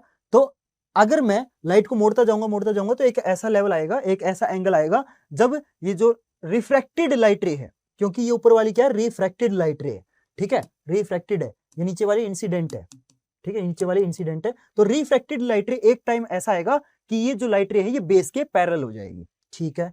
अब एक चीज और देखना, सेम बेस ले लो, नीचे डेंसर है, ऊपर रेयर है, ठीक है, ऊपर रेयर है, नीचे डेंसर है। अब देखना थोड़ा ध्यान से, अब मैंने क्या किया, वहां पे देखो यहाँ पे 60 था, 30 था, 10 था, अब मैंने क्या किया, अब मैंने एंगल को ना और कम कर दिया, 5 डिग्री कर दिया। और जैसे ही मैं एंगल को 5 डिग्री करता हूं तो क्या वो क्या जो लाइट रिफ्रैक्टेड लाइट रे है वो क्या हो जाएगी, वो आपकी अंदर एंट्री कर जाएगी। समझ में आया लॉजिक? लॉजिक समझ में आया? क्योंकि मैं एंगल को कम करता जा रहा हूं तो ये जो लाइट रे है ये आपकी बार बार नीचे नीचे झुकती जाएगी, और एक टाइम के बाद ये बेस के पैरेलल हो जाएगी। लेकिन मैं अगर एंगल को और मोड़ दूंगा तो ये जो लाइट रे है वो बेस से भी नीचे आ जाएगी, और इसी को हम बोलते हैं टोटल इंटरनल रिफ्लेक्शन, ठीक है। मतलब हुआ तो रिफ्रैक्शन, मतलब हुआ तो रिफ्रैक्शन, लेकिन वो सेम मीडियम से टकरा के सेम मीडियम में एंटर कर गई, और इसी को तो हम रिफ्लेक्शन बोलते हैं। क्लियर एवरीवन, समझ में आया? This is called total internal reflection, जो कि बहुत इंपॉर्टेंट पॉइंट आपका था। तो पूरी डेफिनेशन यही सेम चीज लिखी हुई है, ज्यादा आपको कंफ्यूज होने की जरूरत नहीं है। मैंने आपको प्रैक्टिकली समझा दिया कि टोटल इंटरनल रिफ्लेक्शन होता क्या है। यहाँ पे देखो आपको क्लियर डायग्राम से समझाता हूं। तो ये इंसिडेंट रे है, ये रिफ्रैक्टेड रे है, ठीक है। फिर आता है क्रिटिकल एंगल। क्रिटिकल एंगल वो एंगल होता है जो जिस एंगल पे जो लाइट रे है रिफ्रैक्ट होने के बाद आपकी बेस के साथ पैरेलल हो जाए, उसे हम क्या बोलते हैं, क्रिटिकल एंगल बोलते हैं। तो इस केस में ये जो थीटा है ये हमारा क्रिटिकल एंगल होगा, एक ऐसा एंगल जो कि रिफ्रैक्शन के बाद रिफ्रैक्टेड रे को बेस के बिल्कुल बेस के साथ चिपका दे, उसे हम क्रिटिकल एंगल बोलते हैं, ठीक है। ठीक है, तो इसके बाद मैं क्या करूंगा, इस एंगल को और बढ़ा दूंगा, तो एक टाइम ऐसा आएगा कि जो रिफ्लेक्शन हो जाएगा, मतलब रिफ्रैक्शन की जगह रिफ्लेक्शन हो जाएगा, ये जो रिफ्रैक्टेड रे है ये नीचे की तरफ मुड़ जाएगी। समझ में आया? This is called total internal reflection, ठीक है। यहां पे आपको इस डायग्राम के थ्रू क्लियरली समझ आ रहा होगा, यहां तो बेसिकली मैंने गुचड़ बुचड़ कर दिया। चलो कोई नहीं, समझ में आया? क्लियर? चलो आगे चलते हैं। हाँ, अब टोटल इंटरनल रिफ्लेक्शन होने के लिए दो चीजों की रिक्वायरमेंट होती है। पहली रिक्वायरमेंट है कि हमेशा जो लाइट रे है वो डेंसर से रेयर में जाएगी, क्योंकि अगर डेंसर से रेयर में नहीं जाएगी तो लाइट रे आपकी नॉर्मल से दूर कैसे भागेगी, है ना। लाइट रे जो है वो हमेशा नॉर्मल से दूर भागनी चाहिए ना, और नॉर्मल से दूर तभी भागती है लाइट रे जब आपका मीडियम डेंसर से रेयर की तरफ, जो लाइट रे है वो डेंसर से रेयर की तरफ जा रही हो। चलो अगला, angle of incidence is greater than critical angle. हाँ, एंगल ऑफ इंसिडेंस जो है वो क्रिटिकल एंगल से बढ़ाओ, देखो मैं यहाँ पे कौन सा पेन लूं, चलो ये ले लेता हूँ। हाँ देखो ये आपका क्रिटिकल एंगल था, मान लो ये 30 डिग्री है, ठीक है, ये मान लो 30 डिग्री है। अब इस बार जब ये एंगल 30 डिग्री से ज्यादा होगा ना, तभी आपका क्या होगा, आपका टोटल इंटरनल रिफ्लेक्शन होगा। मान लो इस बार मैंने 31 डिग्री ले लिया, और ये एंगल कितना होगा, ये तो कम होगा, ये मान लो आपका फॉर एग्जांपल 25 डिग्री है। तो जब मैं एंगल बढ़ाता जाऊंगा, तो अगली बार मान लो 31 की जगह मान लो मैंने 60 डिग्री ले लिया, तो जो टोटल इंटरनल रिफ्लेक्शन है वो ऐसे आ जाएगा, और नीचे की तरफ हो जाएगा, अगर मैं एंगल और बड़ा करता जाऊंगा तो हमेशा जो मीडियम है लाइट रे का मूव करने का, वो डेंसर टू रेयर होगा, क्योंकि देखो नीचे पानी था ऊपर एयर है, तो एयर रेयर है, पानी जो है वो डेंसर है, ठीक है। और हमेशा जो एंगल है वो आपका क्रिटिकल एंगल से ज्यादा होना चाहिए। तो इस केस में जो क्रिटिकल एंगल कितना है 30 डिग्री, तो 30 डिग्री से ज्यादा किया तभी आपका टोटल इंटरनल रिफ्लेक्शन हुआ, ठीक है। चलो कंडीशन भी देख ली, और आप देख सकते हो कुछ प्रैक्टिकल में एग्जांपल्स की फोटो आपके लिए लेके आया हूं। इसमें आप देख सकते हो ये लाइट रे जा रही है, ठीक है, और ये रिफ्लेक्ट हो गई है, ना कि रिफ्रैक्ट हुई है, इसे ही बोलते हैं टोटल इंटरनल रिफ्लेक्शन। आप देख सकते हो इसमें भी लाइट रे जो है वो ग्लास से बाहर निकलनी चाहिए थी, लेकिन ग्लास के अंदर ही ट्रैप होके रह गई। This is called total internal reflection. Clear everyone, ठीक है। अब बात करते हैं रेनबो की। जैसे जब भी बारिश होती है तो आपने देखा होगा रेनबो बनता है, जो कि बहुत ही प्यारा लगता है, राइट। क्या आज तक किसी भी बच्चे ने पूरा कंप्लीट रेनबो देखा है? पता नहीं आपने देखा है कि नहीं देखा, बट मैंने देखा है, मैंने पूरा कंप्लीट रेनबो देखा, बिल्कुल ऐसे जमीन से स्टार्ट होके ऐसे पूरा जमीन पे ही जाके टच करा। अगर आपने देखा तो प्लीज कमेंट करके बताना, ठीक है। मैंने देखा, बहुत ही प्यारा लगता है, ठीक है। अगर आपने नहीं देखा तो टेंशन मत लो, यूट्यूब पे बहुत सारे लोगों ने जो कंप्लीट रेनबो की वीडियो बना के है ना डाल रखी है, ठीक है, आप देख सकते हो। क्योंकि ये चीज हालांकि मैंने भी की थी, जब भी कंप्लीट रेनबो बना था ना, तो मैंने उसकी वीडियो बना के अपने इंस्टाग्राम पे डाल दी थी, ठीक है। हाईलाइट्स में आज भी पड़ी है वो वीडियो, तो देख लेना।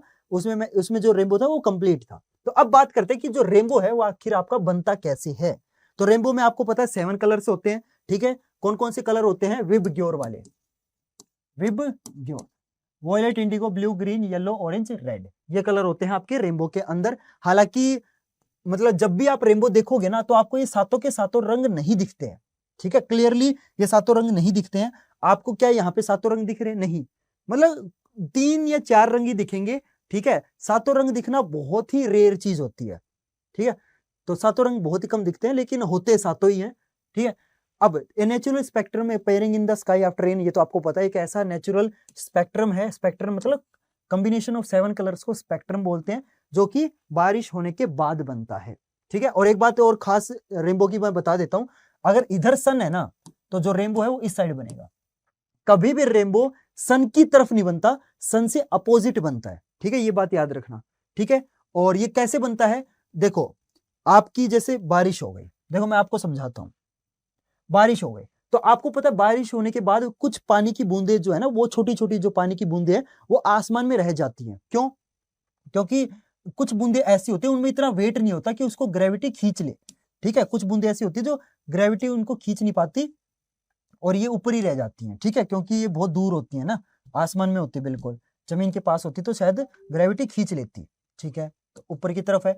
अब यहाँ पे सन है, यहाँ पे क्या है? सन है। तो सन से लाइट रे निकली, और सन से कौन सी कलर की लाइट रे आती है? व्हाइट कलर की लाइट रे आती है। तो जैसे ही जो लाइट रे है ये इस पानी की बूंद के अंदर एंट्री करेगी, तो क्या होगा? टोटल इंटरनल रिफ्लेक्शन होगा। डायरेक्ट जो लाइट रे है ना वो इससे बाहर नहीं निकल जाएगी, टोटल इंटरनल रिफ्लेक्शन होगा, ठीक है। पहले अंदर एंट्री करेगी, फिर टकरा के फिर बाहर निकलेगी, और जब ये टकरा के बाहर निकलेगी तो ये 7 कलर्स में टूट चुकी होगी। व्हाइट लाइट 7 कलर्स में आपकी टूट जाएगी, और जैसे आपके 7 रंगों में ये जो लाइट है डिवाइड होगी, आपका जो रेनबो है वो बन जाएगा।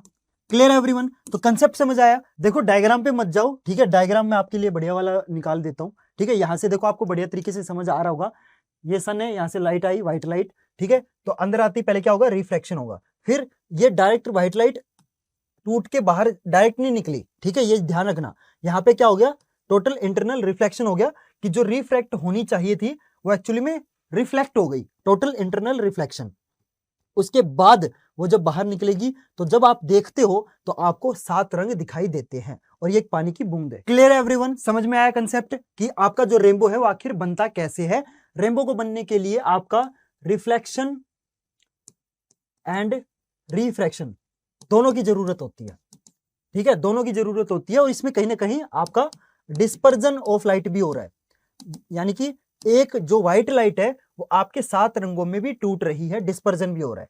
क्लियर, समझ में आया कि आपका जो कंसेप्ट है रेनबो के अंदर वो एक्चुअली होता क्या है। अगर आपसे पेपर में मान लो ये पूछ लिया जाए कि भाई ये बताओ कि जो रेनबो है वो आखिर बनता कैसे है, तो उस टाइम आप अगर ये डायग्राम पेपर में बना के आ जाओगे तो जो टीचर आपका पेपर चेक करेगा ना, उसके आगे आपका जो इंप्रेशन है वो बहुत प्यारा बनेगा। ठीक है, तो कोशिश करना कि आप ये पेपर में डायग्राम बना के आओ इस वाले क्वेश्चन के अंदर। बाकी इसकी जगह आप ये वाला डायग्राम ड्रॉ करोगे तो भी आपके अच्छे नंबर मिलेंगे, लेकिन ये थोड़ा सा कॉम्प्लिकेटेड डायग्राम है, ये थोड़ा सा सिंपल डायग्राम है, तो ये वाला बना के आ जाना बेटर लगेगा। ठीक है, चलो आगे। अगला आता है कि भाई जो व्हाइट लाइट है वो आखिर आपके 7 रंगों में टूटती कैसे है। तो देखो यहां से सन से एक व्हाइट लाइट आई, प्रिज्म के अंदर से हमने पास करी और ये 7 रंगों में टूट गई, और जो विबग्योर है वो उल्टा बनेगा।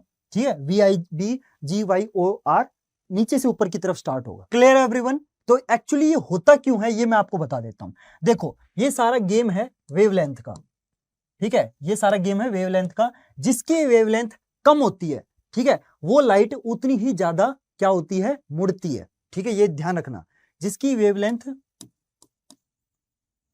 वेवलेंथ कम होगी वो लाइट उतनी ही ज्यादा डिस्ट्रैक्ट करेगी, यानी कि मुड़ जाएगी।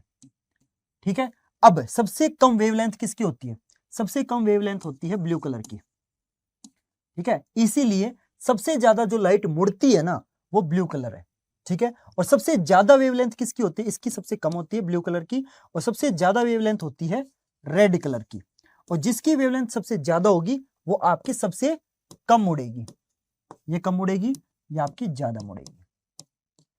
क्लियर है एवरीवन? समझ में आया कंसेप्ट? जिसकी वेवलेंथ कम वो मुड़ेगी उतनी ज्यादा, जिसकी वेवलेंथ जितनी ज्यादा वो उतनी कम मुड़ेगी। अब देखो मैं ना थोड़ा सा दिखा देता हूं आपको। फॉर एग्जाम्पल मैं एक प्रिज्म ले लेता हूं, ठीक है, ये मेरा प्रिज्म है, ओके, और इस प्रिज्म में से मैंने क्या किया, व्हाइट लाइट पास करा दी। ठीक है, तो जैसे ही ये प्रिज्म में से आपकी जो व्हाइट लाइट है वो पास होगी तो क्या होगा, जो व्हाइट लाइट है वो 7 कलर्स में टूट जाएगी। तो ऊपर की तरफ रेड आएगा या नीचे की तरफ रेड आएगा, जल्दी बताओ। ऑब्वियस सी बात है, ऊपर की तरफ रेड आएगा, तो ऐसे रेड पास होके चला जाएगा। और जो ब्लू कलर है, ठीक है, और जो ब्लू कलर है वो नीचे की तरफ मुड़ेगा और ऐसे चला जाएगा। तो अगर आप नोटिस करोगे तो जो ब्लू कलर है वो बहुत ज्यादा मुड़ रहा है। क्यों? क्योंकि ब्लू कलर की जो वेवलेंथ है वो बहुत कम है और रेड कलर की जो वेवलेंथ है वो बहुत ज्यादा है, इसलिए रेड कलर कम मुड़ रहा है।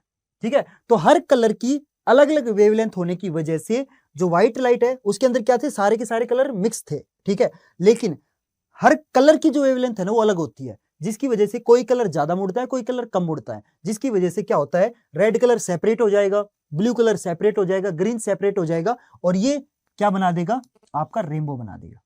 क्लियर है एवरीवन? समझ में आया? तो हर कलर की वेवलेंथ अलग होने की वजह से ये जो डिस्पर्जन है ये आपका होता है। ठीक है, क्लियर? चलो आगे चलते हैं। अब बात आती है कि भाई हमारा जो आसमान है वो ब्लू कलर का दिखता क्यों है? क्योंकि जब भी हम स्पेस में जाके अगर आसमान को देखेंगे तो स्पेस के बाहर तो क्या है, सब कुछ ब्लैक है, राइट? स्पेस के बाहर तो ब्लैक है, तो जो हमें आसमान दिख रहा है वो तो बस एक लिमिटेड लेवल तक ही दिख रहा है ना। स्पेस के अगर बाहर जाओगे तो आपको सब कुछ अंधकार दिखेगा, ब्लैक ब्लैक दिखेगा। तो आखिर धरती के ऊपर जब हम आसमान को देखते हैं तो ब्लू क्यों दिखता है, ये बताओ। तो ये क्यों दिखता है, देखो मैं बताता हूं आपको। मैंने अभी क्या बताया था कि जो ब्लू कलर की लाइट है उसकी वेवलेंथ सबसे कम है, इसीलिए ब्लू कलर की जो लाइट है वो सबसे ज्यादा क्या करेगी, डिस्ट्रैक्ट करेगी, यानी कि ब्लू कलर की लाइट जो है सबसे ज्यादा मुड़ेगी। देखो मैंने अभी दिखाया भी था ना आपको, ब्लू कलर की लाइट जो है वो सबसे ज्यादा मुड़ रही है। तो यही कंसेप्ट है कि हमारा, मान लो ये धरती है, अर्थ है, अर्थ के चारों तरफ क्या है, अर्थ के चारों तरफ एटमॉस्फेयर है, एयर, और एयर के अंदर छोटे छोटे छोटे छोटे छोटे पार्टिकल्स हैं, डस्ट पार्टिकल हो गए, वाटर पार्टिकल हो गए, तो वाटर ड्रॉपलेट्स हो गए, मतलब बहुत सारी टाइप के पार्टिकल्स हैं हमारी एटमॉस्फेयर के अंदर। ठीक है, और जो व्हाइट लाइट है वो सन से आती है, व्हाइट लाइट यानी कि मिक्सचर ऑफ 7 कलर्स आती है, और जैसे ये व्हाइट लाइट इन पार्टिकल से क्या करेगी, मिलेगी, टकराएगी, तो जो ब्लू कलर की लाइट है ना वो सबसे ज्यादा मुड़ती है। तो वो ब्लू कलर की लाइट्स हर जगह मुड़ मुड़ के फैल जाती है, और जो धरती पे खड़ा हुआ इंसान देखता है तो उसे ब्लू ही कलर दिखता है, जिसकी वजह से वो ये सोचता है कि भाई पूरा आसमान ब्लू है, क्योंकि जो ब्लू लाइट है ना वो आपकी बहुत ज्यादा डिस्ट्रैक्ट करेगी, वो बहुत ज्यादा फैल जाती है। लेकिन जो रेड लाइट है वो फैलती नहीं है, ठीक है, रेड लाइट फैलती नहीं है। तो अगर ये मेरा सन है तो रेड लाइट फैलेगी नहीं, और इस इंसान को शाम के टाइम जो सन है वो रेड दिखेगा। अगर आप देखोगे मॉर्निंग के टाइम या फिर इवनिंग के टाइम देखोगे तो सन आपको थोड़ा सा रेडिश कलर का दिखेगा, रेडिश येलो कलर का दिखेगा, प्योर रेड नहीं दिखता है। ठीक है, बहुत सारे रीजन होते हैं उसके पीछे, लेकिन रेडिश येलो बोल सकते हैं। दोपहर के टाइम हमें सन अलग कलर का दिखता है, मॉर्निंग और इवनिंग के टाइम सन हमें रेड कलर का दिखता है। क्यों? क्योंकि जो रेड कलर है वो सबसे कम डेविएट करता है, क्योंकि रेड कलर की सबसे ज्यादा वेवलेंथ है। ठीक है, तो वो कम फैलता है। ठीक है, इसीलिए इस इंसान को सुबह और शाम के टाइम जो सन है वो रेड कलर का दिखेगा, लेकिन आसमान जो है वो ब्लू कलर का दिखेगा। क्लियर है एवरीवन? समझ में आया कंसेप्ट? तो ये सेम चीज जो मैंने अभी आपको समझाई है वही यहाँ पे लिखी हुई है। आप देख सकते हो ये सन है, सन से व्हाइट लाइट आई, लेकिन पार्टिकल से टकराने के बाद जो आपका ब्लू कलर है वो फैल जाता है, और यहाँ पे जो इंसान खड़ा है देख रहा है उसे बस ब्लू ब्लू कलर दिखता है, जिसकी वजह से उसको ये लगता है कि पूरा आसमान ब्लू है। ठीक है, आज ब्लू है पानी पानी। देखो, अब ब्लू लाइट जो है वो बहुत ज्यादा स्कैटर करती है बाकी कलर्स के कंपैरिजन में, क्योंकि ब्लू लाइट की जो वेवलेंथ है वो सबसे कम है। ठीक है, और छोटे छोटे पार्टिकल से टकराने की वजह से वो फैल जाती है। समझ में आया कंसेप्ट? वही चीज है जो मैंने अभी आपको समझाई है। ठीक है, चलो आगे चलते हैं। हाँ, अब आप देख सकते हो यहाँ पे वेवलेंथ का गेम है सारा, मैं आपको दिखा भी देता हूं। यहाँ पे देखो ये रेड कलर है। ठीक है, रेड कलर की वेवलेंथ देखो बहुत ज्यादा है। ठीक है, क्योंकि लंबी है ना वेवलेंथ। मैं बताता हूं क्या होती है। तो इसका नीचे वाला पॉइंट ले लो और इसका दूसरा नीचे वाला पॉइंट ले लो, इनके बीच का जो डिस्टेंस है वो वेवलेंथ होती है। फॉर एग्जाम्पल मान लो ये 2 मीटर है, हालांकि इतनी होती नहीं है, 2 मीटर मान लो। अब वहीं पे इसकी वेवलेंथ देखो, ये कितनी छोटी सी है, ये मान लो आपकी 10 सेंटीमीटर है। तो ब्लू कलर की जो वेवलेंथ है वो बहुत वो है, क्या कहते हैं, कम है। राइट, बहुत पास पास है, वेव्स बहुत पास पास है, इसकी वेव देखो दूर दूर है। तो इसीलिए ब्लू कलर जो है वो बहुत ज्यादा फैल जाता है, लेकिन रेड कलर फैल नहीं पाता, क्योंकि रेड कलर की वेवलेंथ ज्यादा है। ठीक है, समझ में आया कंसेप्ट? क्लियर है एवरीवन? ठीक है, और जैसे ही आपकी सन से व्हाइट लाइट आती है, यानी कि मिक्सचर ऑफ 7 कलर्स आती है, वो एटमॉस्फेयर के पार्टिकल से टकराने के बाद ब्लू कलर जो है वो कम वेवलेंथ होने की वजह से आपका स्कैटर हो जाता है, फैल जाता है, लेकिन रेड कलर फैल नहीं पाता है। क्लियर है एवरीवन? समझ आया यहां तक? चलो आगे चलते हैं। इसके बाद यार आपका अगला क्वेश्चन आता है, मैं यहाँ पे पेन चेंज कर लेता हूं। यहाँ पे अगला क्वेश्चन आता है कि जो डेंजर साइंस होते हैं वो हमेशा रेड कलर के ही क्यों बनते हैं? फॉर एग्जांपल जैसे स्टॉप का साइन अगर आप देखोगे वो भी रेड कलर का मिलेगा आपको। ये जो रेड लाइट होती है उसमें जो स्टॉप वाला साइन होता है वो रेड कलर का होता है। ठीक है, तो ये मैक्सिमम जो डेंजर वाले साइन होते हैं ये आपके रेड कलर के ही क्यों होते हैं? यहाँ पे भी देखो यार कलर वाला गेम है सारा, मैं आपको फिर से समझा देता हूं। मैंने अभी क्या समझाया आपको कि रेड की जो वेवलेंथ है वो सबसे ज्यादा है, इसीलिए रेड कलर सबसे कम फैलता है। कम फैलेगा तो वो जो रेड कलर है ज्यादा दूर तक दिखाई देगा ना, ज्यादा दूर तक दिखाई देगा। अगर ये रेड चीज है तो कम फैलेगा, अगर ब्लू कलर होता तो वो फैल जाता, रास्ते में ही सारा ब्लू कलर स्कैटर हो जाता, फैल जाता। यहां तक इस इंसान तक तो वो ब्लू कलर पहुंच ही नहीं पाता, क्योंकि ब्लू कलर रास्ते में सारा बिखर गया। लेकिन जो रेड कलर है वो बिखरता नहीं है। ठीक है, रेड कलर ज्यादा डिस्टेंस तक दिखाई दे जाता है, इसीलिए जो डेंजर वाले साइन होते हैं ना वो हम रेड कलर के बनाते हैं, ताकि यार दूर से ही इंसान को दिख जाए। ठीक है, कि वहां पे खतरा है और वहां पे नहीं जाना है। समझ में आई बात? तो यहाँ पे भी सारा वेवलेंथ का लोचा है कि रेड कलर की जो वेवलेंथ है वो सबसे ज्यादा होने की वजह से जो रेड कलर है वो कम फैलता है, और कम फैलने की वजह से जो रेड कलर है वो दूर से क्लियरली दिखाई दे जाता है, ब्लू कलर दूर से दिखाई नहीं देता है। क्लियर है एवरीवन? समझ में आया कंसेप्ट? ठीक है, चलो आगे चलते हैं। इसके बाद अगला टॉपिक आता है कि हमारी जो स्कूल की बस होती है वो हमारी येलो कलर की क्यों होती है? ठीक है, वैसे जरूरी नहीं है येलो कलर की, बहुत सारे मैंने स्कूल देखे हैं उनकी जो स्कूल बस है ना वो कई बच्चों की व्हाइट कलर की भी होती है, लेकिन 99.9% जो बसें होती है वो येलो कलर की होती है। मेरे स्कूल की जो बस थी वो भी येलो कलर की थी, मेरे को तो आज तक उसका मॉडल तक याद है। उसका मॉडल था मार्को पोलो। ठीक है, बहुत ही प्यारी बस थी, बहुत क्यूट सी बस थी। पता नहीं आज के टाइम स्कूलों में ये बस यूज होती है कि नहीं होती, प्लीज अगर आपके स्कूल में ये वाली बस यूज होती है तो प्लीज मेरे को कमेंट करके बताना। ठीक है, बहुत ही प्यारी बस होती है, कितनी यादें जुड़ी हुई है यार मेरी इस बस से। एक बार क्या हुआ था मैं बताता हूँ आपको।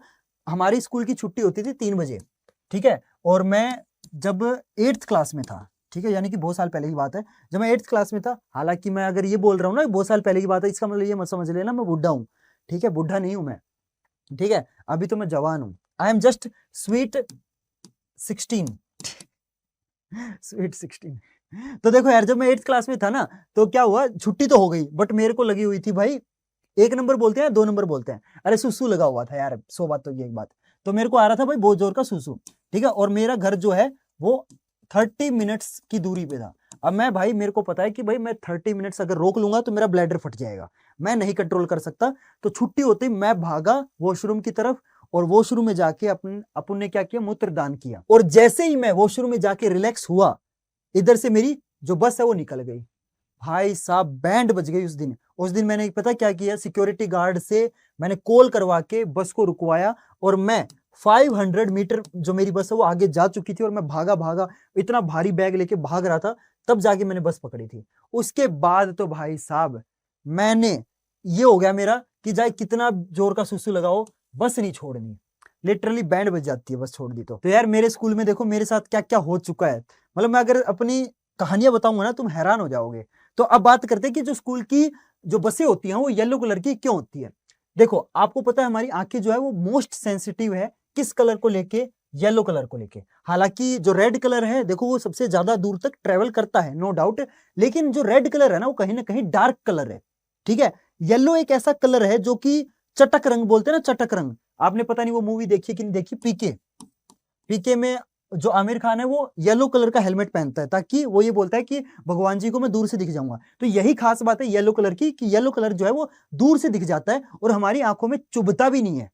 क्यों? क्योंकि रेड कलर जो है ना वो डार्क कलर है, लेकिन येलो कलर ना कहीं लाइट कलर्स की कैटेगरी में आता है, ठीक है। लाइट कलर होने की वजह से और दूर से दिखाई देने की वजह से ही हम अपने जो स्कूल की बसें हैं उनको येलो रखते हैं।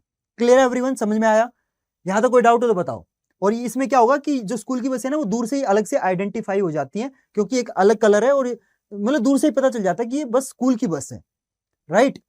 समझ में आई बात? और हमारी जो आंखें हैं वो येलो कलर को लेके बहुत ज्यादा सेंसिटिव है, और रेड और वॉयलेट कलर को लेके इतनी सेंसिटिव नहीं है, ठीक है। मैंने देखो आपको स्टार्टिंग में बताया था ना, अपनी आंखों के अंदर 2 टाइप की सेल्स होती हैं, रोड्स एंड कोन्स। तो कोन्स कलर्स को आइडेंटिफाई करती है, तो हमारी जो कोन सेल्स है ना वो हमारी येलो कलर को लेके ज्यादा सेंसिटिव है compare to red and violet. Clear है एवरीवन, समझ में आया? यहां तक कोई डाउट हो तो बताओ। अगला टॉपिक क्या है, why do celestial body appear slightly raised from their position. देखो यार बहुत इंपॉर्टेंट चीज है, और पेपर में ना ये क्वेश्चन बहुत बार आता है। आपको पता है, देखो ये हमारी अर्थ है, ठीक है, इस अर्थ के चारों तरफ एटमोस्फियर है, और एटमोस्फियर में क्या है, एयर है, ठीक है। मानते हैं कि एयर का जो रिफ्रैक्शन है वो बहुत कम होता है, लेकिन होता तो है ना, और हमारा एटमोस्फियर छोटा तो है नहीं, तो हमारे एटमोस्फियर में इतनी जो एयर है उसका कुछ ना कुछ तो रिफ्रैक्टिव इंडेक्स है। और ये जो हमारा एयर का रिफ्रैक्टिव इंडेक्स है ना, इसकी वजह से काफी चीजें होती हैं, जिनमें से एक चीज ये है कि जितनी भी सेलेस्टियल बॉडी है, सेलेस्टियल बॉडी वो उन बॉडीज को बोलते हैं जो स्पेस में पाई जाती हैं, जैसे कि स्टार है, ठीक है। तो स्टार भी एक क्या है, सेलेस्टियल बॉडी है। तो हमारे एटमोस्फेयर की रिफ्रैक्शन की वजह से ये जो स्टार है ना वो हमें थोड़े से ऊपर की तरफ दिखते हैं। देखो मैं दिखाता हूं, जैसे कि मान लो मैं यहां पे हूं, ठीक है, यहां से मैं स्टार को देख रहा हूं, और स्टार एक्चुअली में मान लो यहां पे है। मैं पेन को थोड़ा सा डार्क कर देता हूं, हाँ, स्टार मान लो एक्चुअली में यहां पे है। तो जो स्टार है और मेरी आंखों के बीच में क्या है, एटमोस्फेरिक रिफ्रैक्शन है, जिसकी वजह से क्या होगा, स्टार एक्चुअली में यहां पे है लेकिन मेरे को दिखेगा यहां पे। समझ रहे हो मेरी बात? जो स्टार है वो थोड़ा सा मेरे को ऊपर की तरफ दिखेगा, एक्चुअली में होता नीचे है लेकिन दिखता ऊपर है, क्योंकि स्टार एंड मेरी आंखों के बीच में जो चीज आ रही है वो है एटमॉस्फेरिक रिफ्रैक्शन। क्लियर एवरीवन, समझ में आया? ठीक है, तो एटमॉस्फेरिक रिफ्रैक्शन की वजह से जो स्टार है वो थोड़ा सा ऊपर की तरफ उठे हुए दिखते हैं, क्योंकि एटमॉस्फेरिक रिफ्रैक्शन जो है वो हमारी आने वाली लाइट रे को थोड़ा सा बेंड कर देती है। ठीक है, थोड़ा सा ही बेंड करती है, ज्यादा बेंड नहीं करती, क्योंकि जो एयर है उसका रिफ्रैक्टिव इंडेक्स बहुत कम होता है, लेकिन होता तो है ना। तो जो लाइट और हमारे स्टार और आंखों के बीच में ऐसा तो है नहीं कि थोड़ा सा डिस्टेंस है, अरबों खरबों किलोमीटर का डिस्टेंस है, जिसकी वजह से ये जो लाइट रे है थोड़ी थोड़ी थोड़ी बेंड करते करते जब हमारी आंखों तक पहुंचती है, तो ज्यादा डिस्टेंस होने की वजह से हमें हमारी जो लाइट रे है वो बहुत ज्यादा मुड़ जाती है। ठीक है, समझ में आई बात? ठीक है, चलो आगे चलते हैं। जैसे कि ये डायग्राम भी बिल्कुल सेम डायग्राम है, एक्चुअली में स्टार की पोजीशन ये है, बट स्टार दिखता हमें यहाँ पे। ये सेम चीज हमारी सन के साथ होती है, क्योंकि सन भी तो एक स्टार ही है, राइट? तो सन होता नीचे है लेकिन हमें दिखता थोड़ा सा ऊपर की तरफ है। तो एक्चुअली में जो हम सन देखते हैं ना, वो एक्चुअली सन नहीं है, वो बस सन की इमेज है, ठीक है। सन थोड़ा सा नीचे होता है लेकिन हमें सन दिखता है यहाँ पे है, ठीक है। तो बेसिकली हमें सन की इमेज दिखती है, ना कि सन दिखता है। क्लियर, समझ में आया कंसेप्ट। और ये सेम चीज है ना हमारे मॉर्निंग एंड इवनिंग के टाइम अप्लाई होती है, हमारे मॉर्निंग एंड इवनिंग के टाइम ये चीज अप्लाई होती है। कैसे अप्लाई होती है देखो मैं दिखाता हूं। ये हमारा सन है, ठीक है। फॉर एग्जाम्पल एक इंसान यहाँ पे खड़ा है, ठीक है, ये इंसान यहाँ पे खड़ा है और ये क्या कर रहा है, सुबह के टाइम सन को देखने की कोशिश कर रहा है, लेकिन सन देखो एक्चुअली में यहाँ पे है, लेकिन एटमॉस्फेरिक रिफ्रैक्शन की वजह से जो सन है इसको थोड़ा सा ऊपर की तरफ यहाँ पे दिखेगा। यानी कि सुबह हुई भी नहीं है, मॉर्निंग हुई भी नहीं है। क्यों? क्योंकि मॉर्निंग तो तब होती है ना जब सन उगता है, राइट। तभी तो हम उसको क्या बोलते हैं, सनराइज बोलते हैं ना। तो सन एक्चुअली में राइज हुआ नहीं है, सन एक्चुअली में यहाँ पे है, लेकिन सनराइज होने से पहले इसको सन दिखने लग जाएगा। समझ रहे हो बात? क्योंकि जो सन है वो थोड़ा सा हमें ऊपर की तरफ उठा हुआ दिखता है। सन नीचे है, होराइजन के नीचे है, देखो ये लाइन दिख रही है होराइजन वाली लाइन, सन इसके नीचे है, लेकिन हमें 2 मिनट पहले ही सन दिखने लग जाता है। समझ में आई बात? क्लियर। ये क्या होता है? Due to atmospheric refraction. Clear, क्योंकि जो लाइट रे है वो धीरे धीरे धीरे धीरे बैंड होके ऐसे हमारे तक पहुंचती है, लेकिन इस इंसान को लगता है कि जो सन है वो यहाँ पे। इसीलिए क्वेश्चन में बोला भी गया है कि जो सन है वो हमें 2 मिनट पहले क्यों दिखता है सनराइज से, और 2 मिनट लेट क्यों दिखता है सनसेट से। ठीक है, तो बेसिकली हमारा जो दिन है ना वो 4 मिनट बड़ा होता है। कितने मिनट बड़ा होता है? 4 मिनट। 2 मिनट सुबह, 2 मिनट शाम को, तो टोटल हमारा जो दिन है वो 4 मिनट बड़ा होता है, क्योंकि हमें सुबह के टाइम जो सन है वो 2 मिनट पहले दिखाई दे जाता है। ठीक है, और रात को नहीं, सॉरी, शाम को जब सनसेट होता है तो जो सन है वो 2 मिनट हमें मतलब छुपने के बाद भी दिखाई देता रहता है। इसका आंसर आप देख सकते हो, आंसर में आप ये चीज लिख के आ सकते हो कि ये इसलिए होता है क्योंकि हमारे एटमॉस्फेयर में एयर प्रेजेंट है, जिसकी वजह से एटमॉस्फेरिक रिफ्रैक्शन होता है, एंड जिसकी वजह से जो सन की जो लाइट रे है जिससे हम देख रहे हैं सन को, वो धीरे धीरे बैंड होती जाती है, क्योंकि एटमॉस्फेरिक में रिफ्रैक्शन है, राइट। एटमॉस्फेयर में रिफ्रैक्शन है, जिसकी वजह से जो सन है वो हमें थोड़ा सा उठा हुआ दिखता है। Clear everyone? चलो आगे चलते हैं। हाँ, अब ये आपके इस चैप्टर का आखिरी टॉपिक है कि जो स्टार्स हैं वो ट्विंकल क्यों करते हैं। ठीक है, वो आपने जो पोएम है वो सुनी होगी ना, ट्विंकल ट्विंकल लिटिल स्टार। जो स्टार्स है वो ट्विंकल क्यों करते हैं? ट्विंकल का मतलब अगर आप किसी स्टार को देखोगे ना तो वो स्टार आपको एकदम से थोड़ा सा ब्राइट दिखेगा, फिर एकदम से थोड़ा सा उसकी ब्राइटनेस कम हो जाएगी, तो उसी को हम ट्विंकलिंग बोलते हैं। ठीक है, तो स्टार्स एक्चुअली में ट्विंकल क्यों करते हैं और प्लैनेट्स ट्विंकल क्यों नहीं करते? तो सिंपल सी बात है, स्टार्स में खुद की लाइट होती है ना, प्लैनेट्स में खुद की लाइट होती ही नहीं है, राइट। प्लैनेट्स से लाइट निकलती थोड़ी है, राइट। एक तो ये रीजन हो गया कि प्लैनेट्स ट्विंकल नहीं करते, स्टार्स ट्विंकल करते हैं। ठीक है, प्लैनेट्स क्यों नहीं करते? क्योंकि प्लैनेट्स के पास खुद की लाइट नहीं होती, स्टार के पास खुद की लाइट होती है। लेकिन अब क्वेश्चन कई बार ये भी आ जाता है कि भाई स्टार ही ट्विंकल क्यों करते हैं? तो अब देखो, स्टार ट्विंकल इसलिए करते हैं क्योंकि वही सेम कंसेप्ट है। ये धरती है, यहाँ पे एक इंसान खड़ा है धरती के ऊपर, ठीक है, यहाँ पे स्टार है। ठीक है, तो जब ये इंसान स्टार को देखेगा तो स्टार इसको ऊपर की तरफ दिखेगा, ठीक है, नीचे की तरफ तो दिखेगा नहीं, राइट, क्योंकि ये जो लाइट रे है ऐसे ऐसे मुड़ते हुए इसकी आंखों तक पहुंचेगी और इसको लगेगा कि जो लाइट रे है यहाँ से आ रही है, राइट। क्लियर, ये कंसेप्ट आपको पता है। लेकिन जो हमारे एटमॉस्फेयर जो है ना, जो हमारा एटमॉस्फेयर है वो एक्चुअली में घूमता है। ठीक है, हमारी क्यों घूमता है? क्योंकि हमारी धरती घूमती है, तो हमारी अर्थ के जो चारों तरफ एटमॉस्फेयर है ये भी तो घूमेगा ना। धरती घूमेगी तो एटमॉस्फेयर भी घूमेगा, और एटमॉस्फेयर घूमेगा तो कई बार स्टार यहाँ दिखेगा, कभी स्टार यहाँ दिखेगा, कभी स्टार यहाँ दिखेगा, ठीक है, कभी स्टार यहाँ दिखेगा। तो हमें हर कुछ टाइम के बाद जो स्टार है वो अलग अलग पोजीशन पे दिखता है। हालांकि गैप ज्यादा नहीं होता है क्योंकि स्टार हमसे कई करोड़ों किलोमीटर दूर है, इसीलिए हमें ना एक बार स्टार यहाँ दिखेगा, फिर थोड़ा सा इसके बिल्कुल पास दिखेगा, फिर यहाँ दिखेगा, फिर यहाँ दिखेगा। तो यही जो फिनोमिना है ना, इसी की वजह से ऐसा लगता है कि जो स्टार है वो एक्चुअल में ट्विंकल कर रहे हैं। क्लियर है एवरीवन? समझ में आया बात? ठीक है, क्लियर।